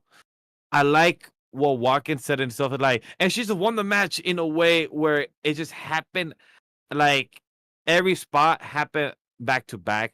She hit the chair, she grabbed the rope, and then the girl landed another pretty moonsault, and she won. I just love how when that the match is about to end within the next minute or two is when everything starts to kind of escalate. Like, okay, this is like one stop, another spot, another spot. Okay, so I'm in my head, I'm like, okay, cool, we're about to end the match. And also, I saw the time, it was 10:57. Like, cool. I was very impressed with the timing of when Tiffany grabbed the rope. It felt very genuine. Like, oh shit, I saw it. Like, it felt really good to see that because I feel like usually most of the competitors, when they get hit by her move, they're not able to reach it because they're not too close. But not that she was actually right there because she got closer. And I like how Tiffany tried to counter it by trying to do a body slam, but she couldn't get the right type of, the right type of leverage. And then she kind of used the counter to get herself under and close enough to the rope. It just felt like very well coordinated and everything. So that's a big shout out because, as you said, we've been asking for people to do this. Like, hey, come on, that's an easy counter. Just reach it. It's ring awareness. But you say, oh, the air's out of you. You're unconscious for a second, and then you wake up at the last 5 seconds, then boom, you just couldn't grab it. So it makes sense. But I really enjoyed the match. Does someone pop on the table? I felt bad for Tiffany, but then I wish the counting kind of threw me off a bit because the counting, I wish when Nia did the Samoan pop on the table, I felt like it should have stayed there for a couple more seconds. But once girl did it and then grabbed Tiffany and threw it back in the ring, I knew because of the timing. But I wish it was more kind of sold in a bit. But other than that, the match was great in the aspect of entertainment. And this was the second match. It also proved Tiffany. No, I believe it was the third match. So it proved Tiffany that she beat Nia even without the briefcase, and also showing that, hey, I'll beat Charlotte now, I'll beat Nia, and I'm gonna beat a few others. So it kind of shows a good range so far. It's true, yeah. But Drop, what did you think of the match tonight with the main event, and I guess just how Tiffany won, especially these closing moments? Because again, like just the timing on some of this, where was some spots were probably sped up, like Vash was talking about, but like the timing with the grabbing the rope from the Annihilator was really good. But what did you think of the match? I really enjoyed the match, if I'm being honest, because I feel like these two work really well in the ring, and Nia's honestly been putting on some pretty good matches ever since she came back, which is something I can't applaud her for, because it's not even comparable from her first run when it came to what she was doing around this time. But the fact that these two were able to, put on a, pretty good main event, they were able to showcase what they were capable of. Tiffany was able to prove, like she was saying to Nia Jax when it came to that whole entire video package, that she's not the same Tiffany anymore. And her whole thing to do in this match was to prove that very thing that she's been bringing up ever since Nia decided to target her again. Like, yeah, I'm not the same Tiffany that you're pushing around before and ordering around to do this or that. Like, I'm a whole different person, which she is, because, she's gone through people like Bailey. She's gone through people like Charlotte Flair, going through people like Nia Jax now. So it just goes to show that, she's a changed person. She's pretty much building herself up to really be like a different Tiffany Stratton than when we first saw her come onto the main roster last year, and when she was a part of that Elimination Chamber match and everything. Like, I can definitely see that when it comes to how she's maneuvering herself around the ring and how she was able to sell the Annihilator. Because my biggest my biggest thing with the Annihilator, it doesn't look that devastating when it lands. It's just she just sits on her and everything. But it's like the way that Lyra took it that one time, and then the way that Tiffany took it that one time, it made it look more devastating, where it's like, holy shit, this is the sort of impact you want this move to have when she comes from the top rope. So it makes it look like one of those things where it's like, I'm not just lightly touching you and then you're just knocked out and you're there for like the 3 count and everything. Like, you're actually showing like, this is what a finisher is supposed to look like. And again, it was smart that she was able to grab the rope, because if I was playing the game or whatever and I had the option to do that, I mean, I would hope that anyone would grab the rope at that time, because that's the best thing you could really do. Like, yeah, you can't really get her off of you at first, but if your arm's right next to the rope and you don't want to lose that match, especially if you're champion, you don't want to lose your title, that's honestly the best thing that you could really do. And when it comes to like the other participants that was involved in here, like the whole Naomi and Jade thing, I mean, I get it, but at the same time, I don't know if that was really needed as much. Yeah, I don't know where they're going with that. Like, are we leading towards a triple threat or a fatal four-way? Because, I mean, Nia could call protest with the whole steel chair thing, but, I mean, I don't really want to see a singles match between these two again. Like, it's good. Yeah. How can she do a protest for the own chair that she because I know they advertised this as like a heel thing. Yeah. Because I know they advertised this as like the last match as of now, of course. Yeah, exactly. Probably like within the reign itself with Tiffany and Nia Jax. But it's like it's like the whole thing with Nia. I mean, the whole thing with like Jade and Naomi. I feel like you could have done away with that.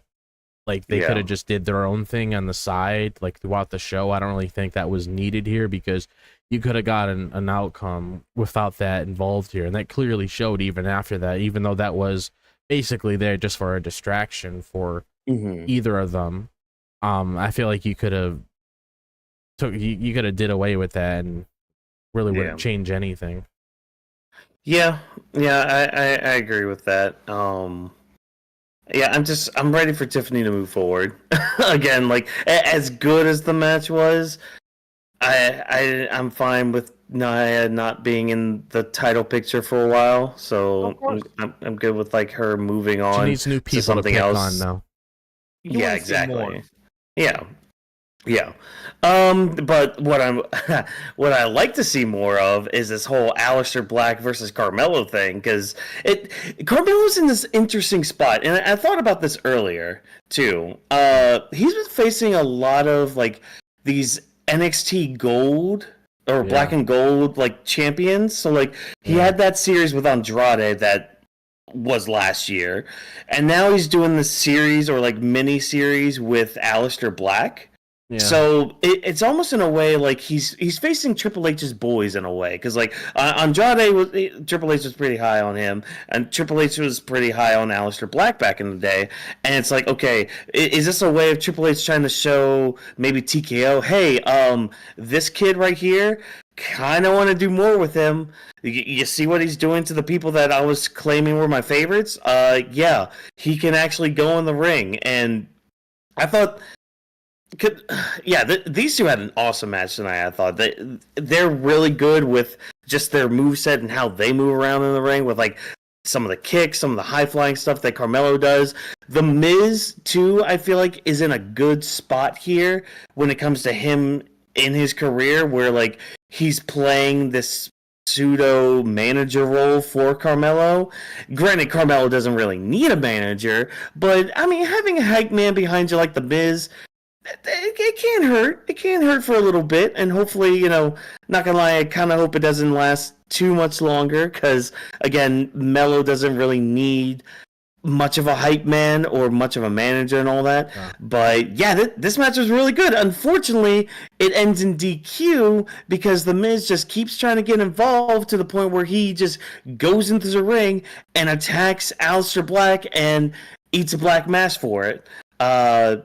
Yeah, I mean, I thought before then, like, the match was really, really good. And I feel like if we have one more match, we might be seeing something to where, like, finally maybe Carmelo can get that push that people keep wanting for him. And Aleister Black can keep showing people just how good he actually is. What would you guys think of this thing? Like, again, this is, again, just something where it's like, old school versus new school when it comes to like Triple H and his boys and all that. And man, I really hope this is more of just pushing Carmelo towards this bigger spot that he can be part of. Drop, if I could go first, because I know you could add a lot more to that, since I wasn't here in the Black and Gold days, but I'm gonna keep it simple.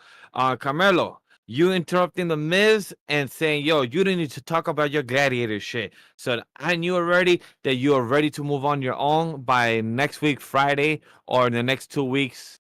You might not be having the relationship with the Miz because you already got annoyed by him in the ring during the actual match. You're like, "Yo, bro, I got this. Get off my chest, get off my shoulder. Don't give me pressure." He is giving that vibe, so it showed that Carmelo was already feeling that, yo, my mentor is trying to do too much and everything. And then the DQ happened. Carmelo was kind of annoyed already in a bit lately, but I know we're gonna get a game 3. Yeah, game 3. Yeah. Very soon for this. And the match was good. They had really good in-ring chemistry. I felt like Carmelo's an interesting spot. I don't see it as how Watkins and Drop may put some input on it, but I saw more how Braun Breaker and Carmelo, they're both the top guys from NXT of my watching time. And Braun Breaker is more in the story aspect in the building. He became IC title twice and everything, and he became in the current storyline of what's being built up from WrestleMania 41 to now 42. With Carmelo, he's more in an in-betweener from being like mid-card to main eventer with other stars, Yeah. but then you're intertwining with other superstars that are old and new, but then you're getting involved with a lot of matches to kind of be the person, the in-betweener with the audience. So it's kind of very interesting how Triple H is kind of booking them. It could be what Watkins is saying, that trying to sell the product to TKO, trying to sell them around this long-term storytelling of this character, or it could be a mix of both. But it's very interesting in the perspective of what could be, since we don't work for them or are behind closed door. So just to be like, hey, this is what the possibility is very intriguing. That's all I gotta say. Job, how about you? How do you feel towards it? Because I know that you were watching the Black and Gold days, so you lean towards what about Watkins is saying? Yeah, I really like how things are going between both of these guys because they do, at least like when it comes to Mello, he does work really well with very athletic guys like these, like people that really know how to move around in the ring, like Andrade and now Aleister Black, because it just really showcases his wrestling ability. Maybe this is the reason why he's paired up with these kind of guys, just to show how great of a wrestler Carmelo Hayes is, because he's able to really put on some pretty good matches with a lot of people that he's in the ring with. I mean, Ilya Dragunov's a good example to bring up with. They had a series of matches in NXT before Ilya Dragunov eventually beat Carmelo Hayes for the NXT title. But I remember, I think it was around the summer of 2023, when Ilya Dragunov had that opportunity to go up against Carmelo Hayes. He was all over the place with this dude. Like literally every single match that they had were bangers, and you could go back and watch them. Like they just sold so well. They just blended so well with one another. So see him in the ring with Aleister Black, showcasing, you know, what he's capable of doing and everything, and how high he can get in the air, and also how good of a seller Carmelo Hayes is as well when he gets hit by certain things. It just gets me really intrigued to see where this is gonna go. Which is, and also like with the whole like Miz involvement thing, like I feel like this is a good spot for him, but hopefully it doesn't last too long, which I feel like we're starting to see that now when it comes, because Carmelo's always been the kind of dude where he's like, he knows who he is, he doesn't need to be reminded who he is. And that seems to be one of the things that Miz is trying to do, where he's trying to remind Carmelo Hayes, like, oh yeah, you're him, you're this, you're that. But Carmelo Hayes has always known that. So I feel like that ship is only going to go for so long until he ends up cracking, or he just gets tired of Miz before he heads down and does his own thing. Because that's just the whole point of the Carmelo Hayes character. It's like he's all about himself. He doesn't really care about anybody else around him. I know I might be crazy, but I just in my head, whenever he went on the rope and he did his pose of like the arm up and him having this gold chain on his around his neck and the gold thing just lands right here on his chest. You know what this reminded me of? the Millennium Puzzle from Yu-Gi-Oh. About Yugi being a small ass dude, but having a Yeah. big ass chain in front of his Mhm. chest, Yeah. and that's what kind of reminded me of. It's just a little side comment. Sorry, Yeah. it just threw me off in my head. Oh, I'm like, he just reminds me of Yugi, short no, ass you dude, good. but with a big ass gold chain around his neck. But Yeah. that weighs like 20 pounds and all that. Yeah. Yeah. I think one thing I like with this little story that they're doing with the Miz is the fact that, like, because here's the thing with Carmelo's history on the main roster right now, he hasn't really been showing much of why he's him. He's been having like a lot of losses, a lot of embarrassing losses, mind you, and just like he hasn't really been able to show people why he refers to himself as him. And like with the Miz, you're like, yeah, the Miz keeps trying to big him up, and just like what you said, Drop, Carmelo's somebody who knows what he is. And like, we're not doing the story where it's like, okay, well, he's faltering from all of that. It's literally just him reminding everybody else that he is him, and that's coming through the Miz and his frustrations with the Miz being like, yo man, I got this. Like, that's Carmelo coming back into his own right there. That's Carmelo being like, look, Miz, I am him. I don't need you to tell me I'm him. I know that for a fact. And that in turn brings his confidence back up and makes him him. Yeah. In a way. And I know I'm saying him a lot. I'm sounding like that freaking Snickers commercial that they have for Carmelo Hayes, where it's just like, I'm him. Oh, you mean Jim? No, I'm him. No, it's Tim over there. No, not any of all that. So yeah, as long as Miz doesn't stick around, this thing is fine. And I mean, this can only go but so far. Hopefully, it ends sooner rather than later, but Yeah, I agree. again, I do like what's happening because again, Miz is pretty good at whatever role you put him at, and this role he's in right now, it's really not that bad, but it's just I don't want too much of it. But what I can get more of is we had mentioned this feud before, and they're having another match here at Saturday Night's Main Event: Drew McIntyre and Damian Priest. They have a steel cage match set for themselves at Saturday Night's Main Event next week. This is all set up because we had a video package earlier in the night which had Damian Priest saying that he's tired of this Drew vortex that he's in. So again, we're using these terms from the internet, especially with Drew being the Twitter troll that he is and all that. But yeah, so Damian Priest, he challenges Drew McIntyre to one more match inside of a steel cage at Saturday Night's Main Event. And he's hoping that this is what you wanted, and hopefully the spinning stops here. Drew responds later on saying that he's too tired of this Priest being obsessed with him to the point where he's thinking that this line kind of took me out, where he's just like, it's almost like you want to wear my skin to your birthday party. And I'm like, I don't think Damian wants that, Drew, but go ahead, spit your sense. Oh, that, fine, whatever. But only one of them's going to walk out. The other's going to be on a stretcher. It's confirmed, made official. Steel cage match between the two. How do you guys feel about this being a steel cage match compared to what, like, I mean, it could have been a last man standing match. It could have been just another, I mean, probably not another street fight. But the fact that they went the steel cage route, like, how do you guys feel about that? I laugh when he said that you want to wear your skin to your birthday party. It kind of remind me of the game Doom. It's like because remember Drew McIntyre dressed up as Doom for WrestleMania and that kind of reference. So it's like, my God, you've been playing too much Doom or reference to that, because like Dame is not the type of person to do that, but I guess he's the emo Undertaker, so I guess maybe sure. But the promo, I like Damian Priest. I don't know. Damian Priest promo has been getting better. The video packages of how he's being presented as a main eventer has been very solid since he has won the world champion, and it's been very executed.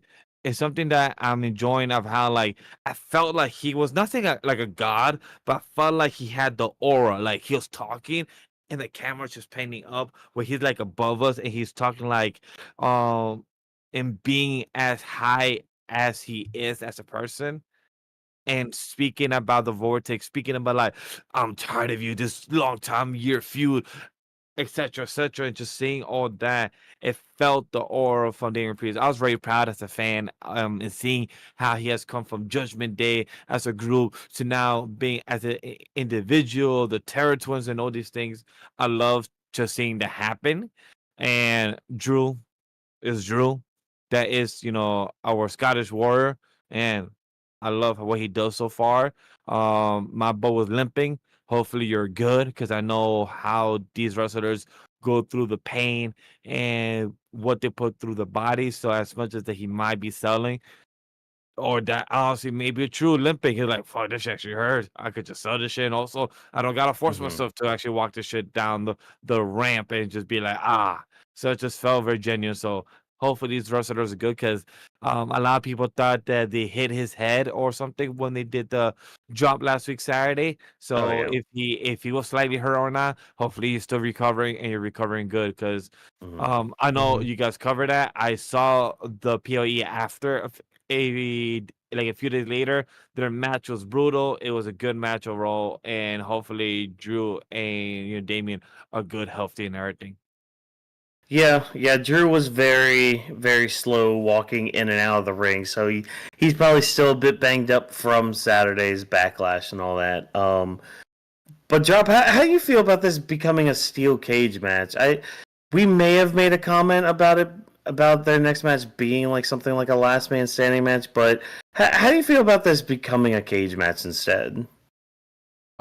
Well, for one, it gives us a special attraction at Saturday night's main event, which I do like. And then two, I mean, it makes sense because for the most part, a lot of feuds end in cages. Like you had Punk and Drew, their feud ended in a cage last year.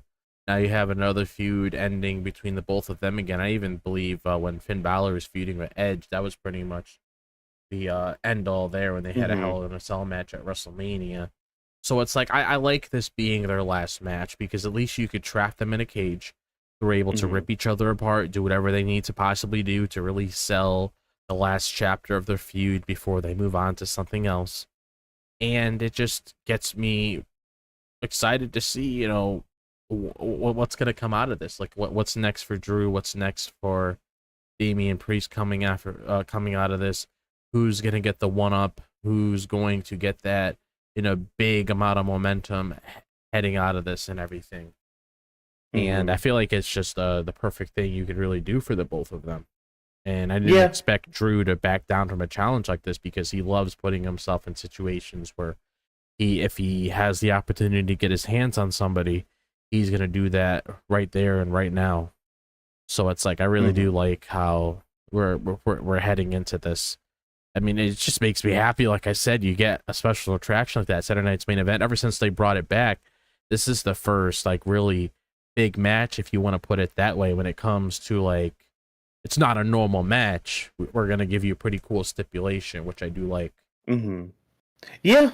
I mean, as a whole, Saturday night's main event's kind of looking like a good card. I mean, we're getting this steel cage match, John versus R-Truth. We're getting, what was it? Seth and Braun versus CM Punk and Sammy.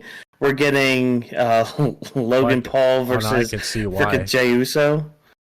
Starting to see why, because Double or Nothing's on the same night. Oh, yeah, that's... Wait, it's on that Saturday? I thought it was during Battleground. Oh, yeah, Battleground, my bad. But probably it's like... But still, though. Yeah.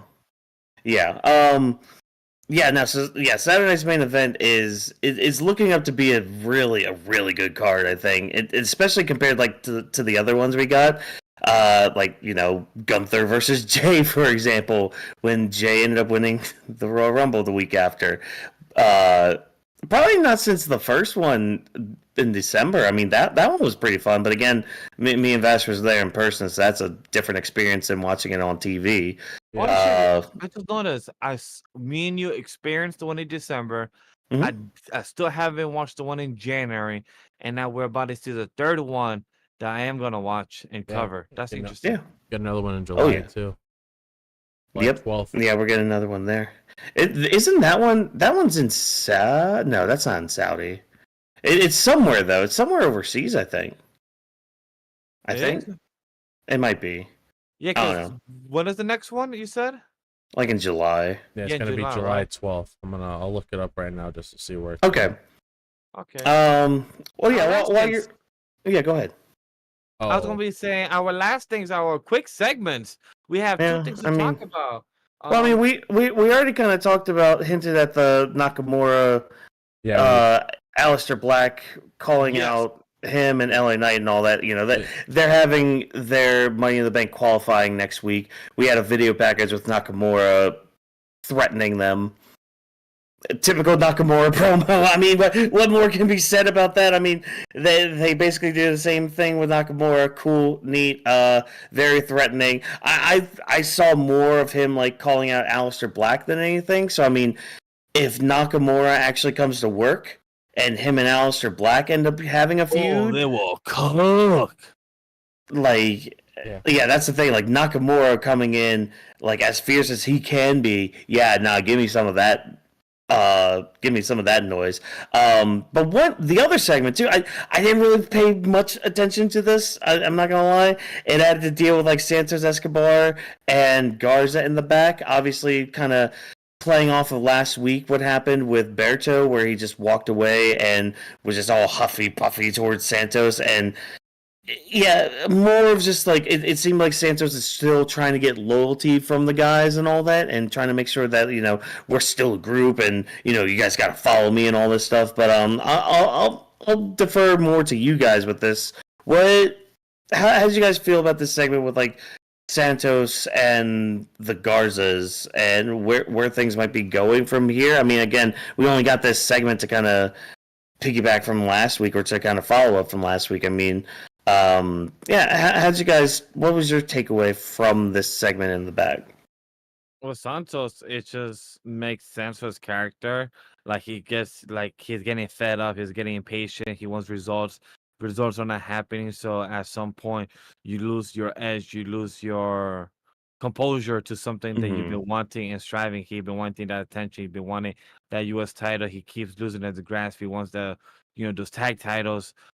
He wanted his group. He lost a member because they got released. So like he wants these things and his characters is not getting it. And like John Cena, hustle, loyalty, respect.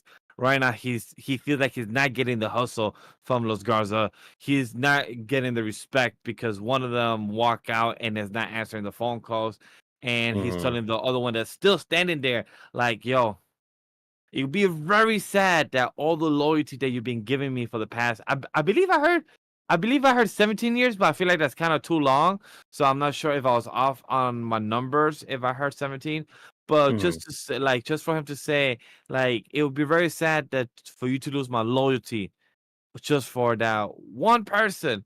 But hey, you let me know when you have your decision. So I like how they're making the mid card of them having more story now finally after WrestleMania, because before WrestleMania has been so scattered or cut too short, but now we're finally kind of leading into something more meat to the potato instead of just one layer. So I really appreciate this as a fan of them and what they could unlock in the potential. But that's why I like and thought of this. I thought of the segment. How about you, Drop?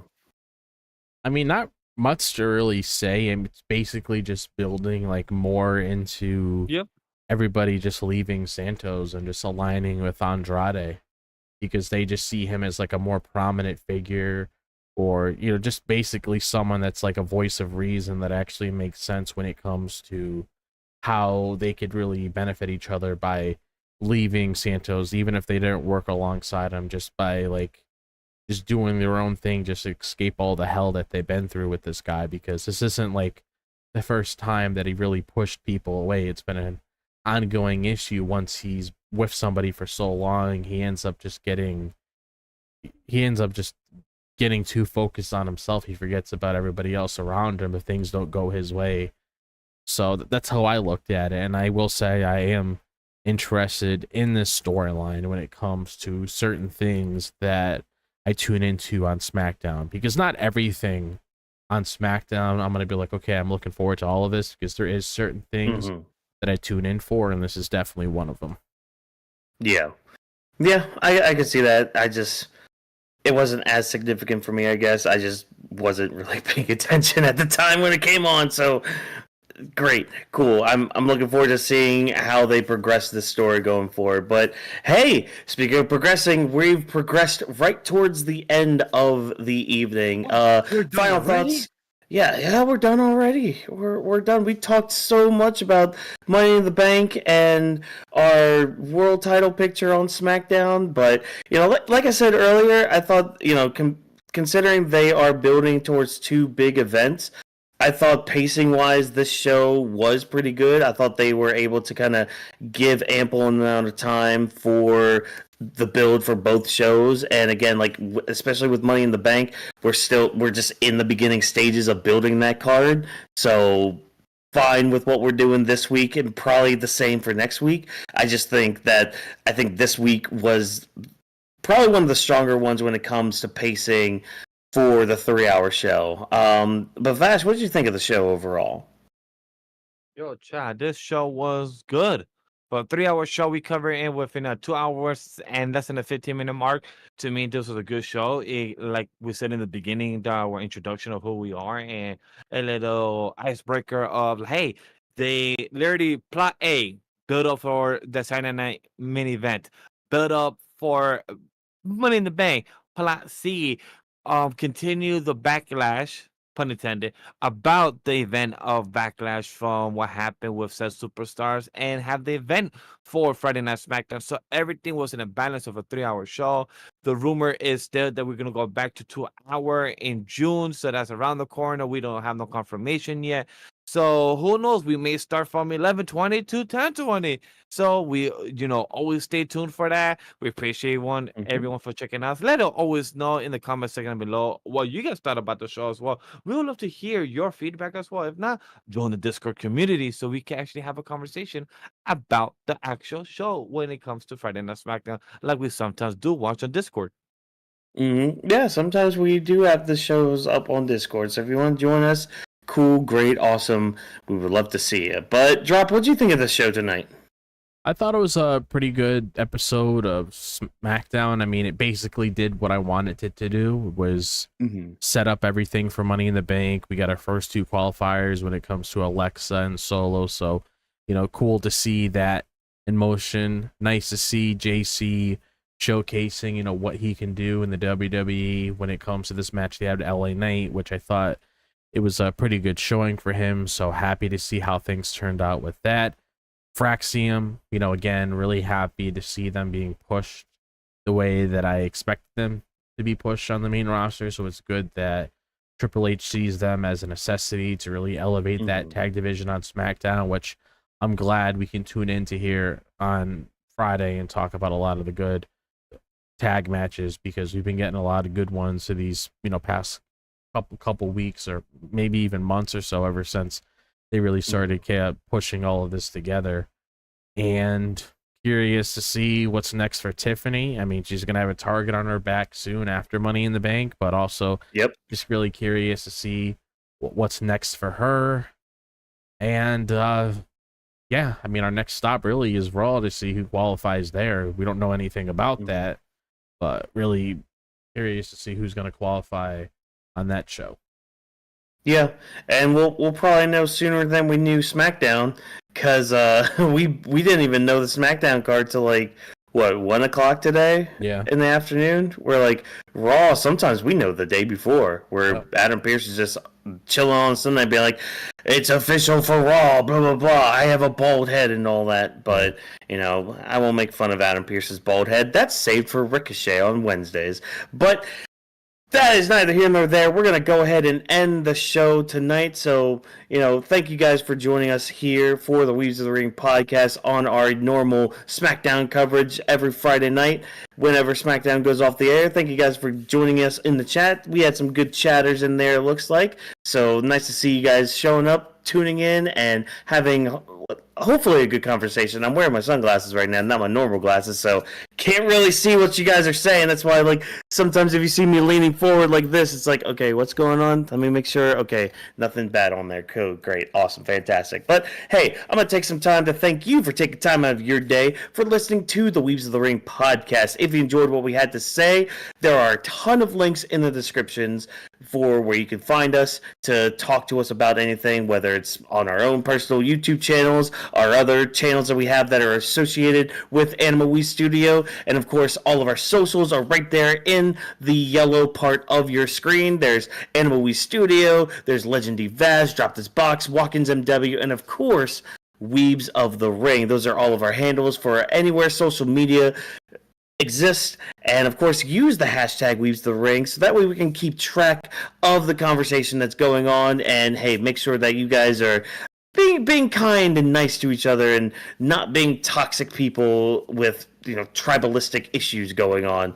But, you know, that's always good. But hey, you can also use the hashtag to give us any feedback, because we would love to up our game and continue leveling up, much like Tiffany Stratton leveled up her game against Nia Jax tonight. And yeah, we love to hear from you guys, and whatever we can do to improve, we will do whatever's in our power to do so.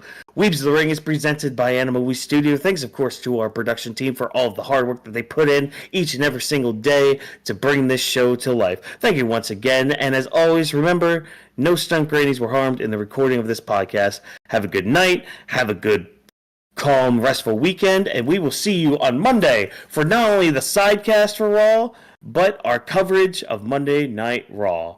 Have a good night. See you guys. Fight night.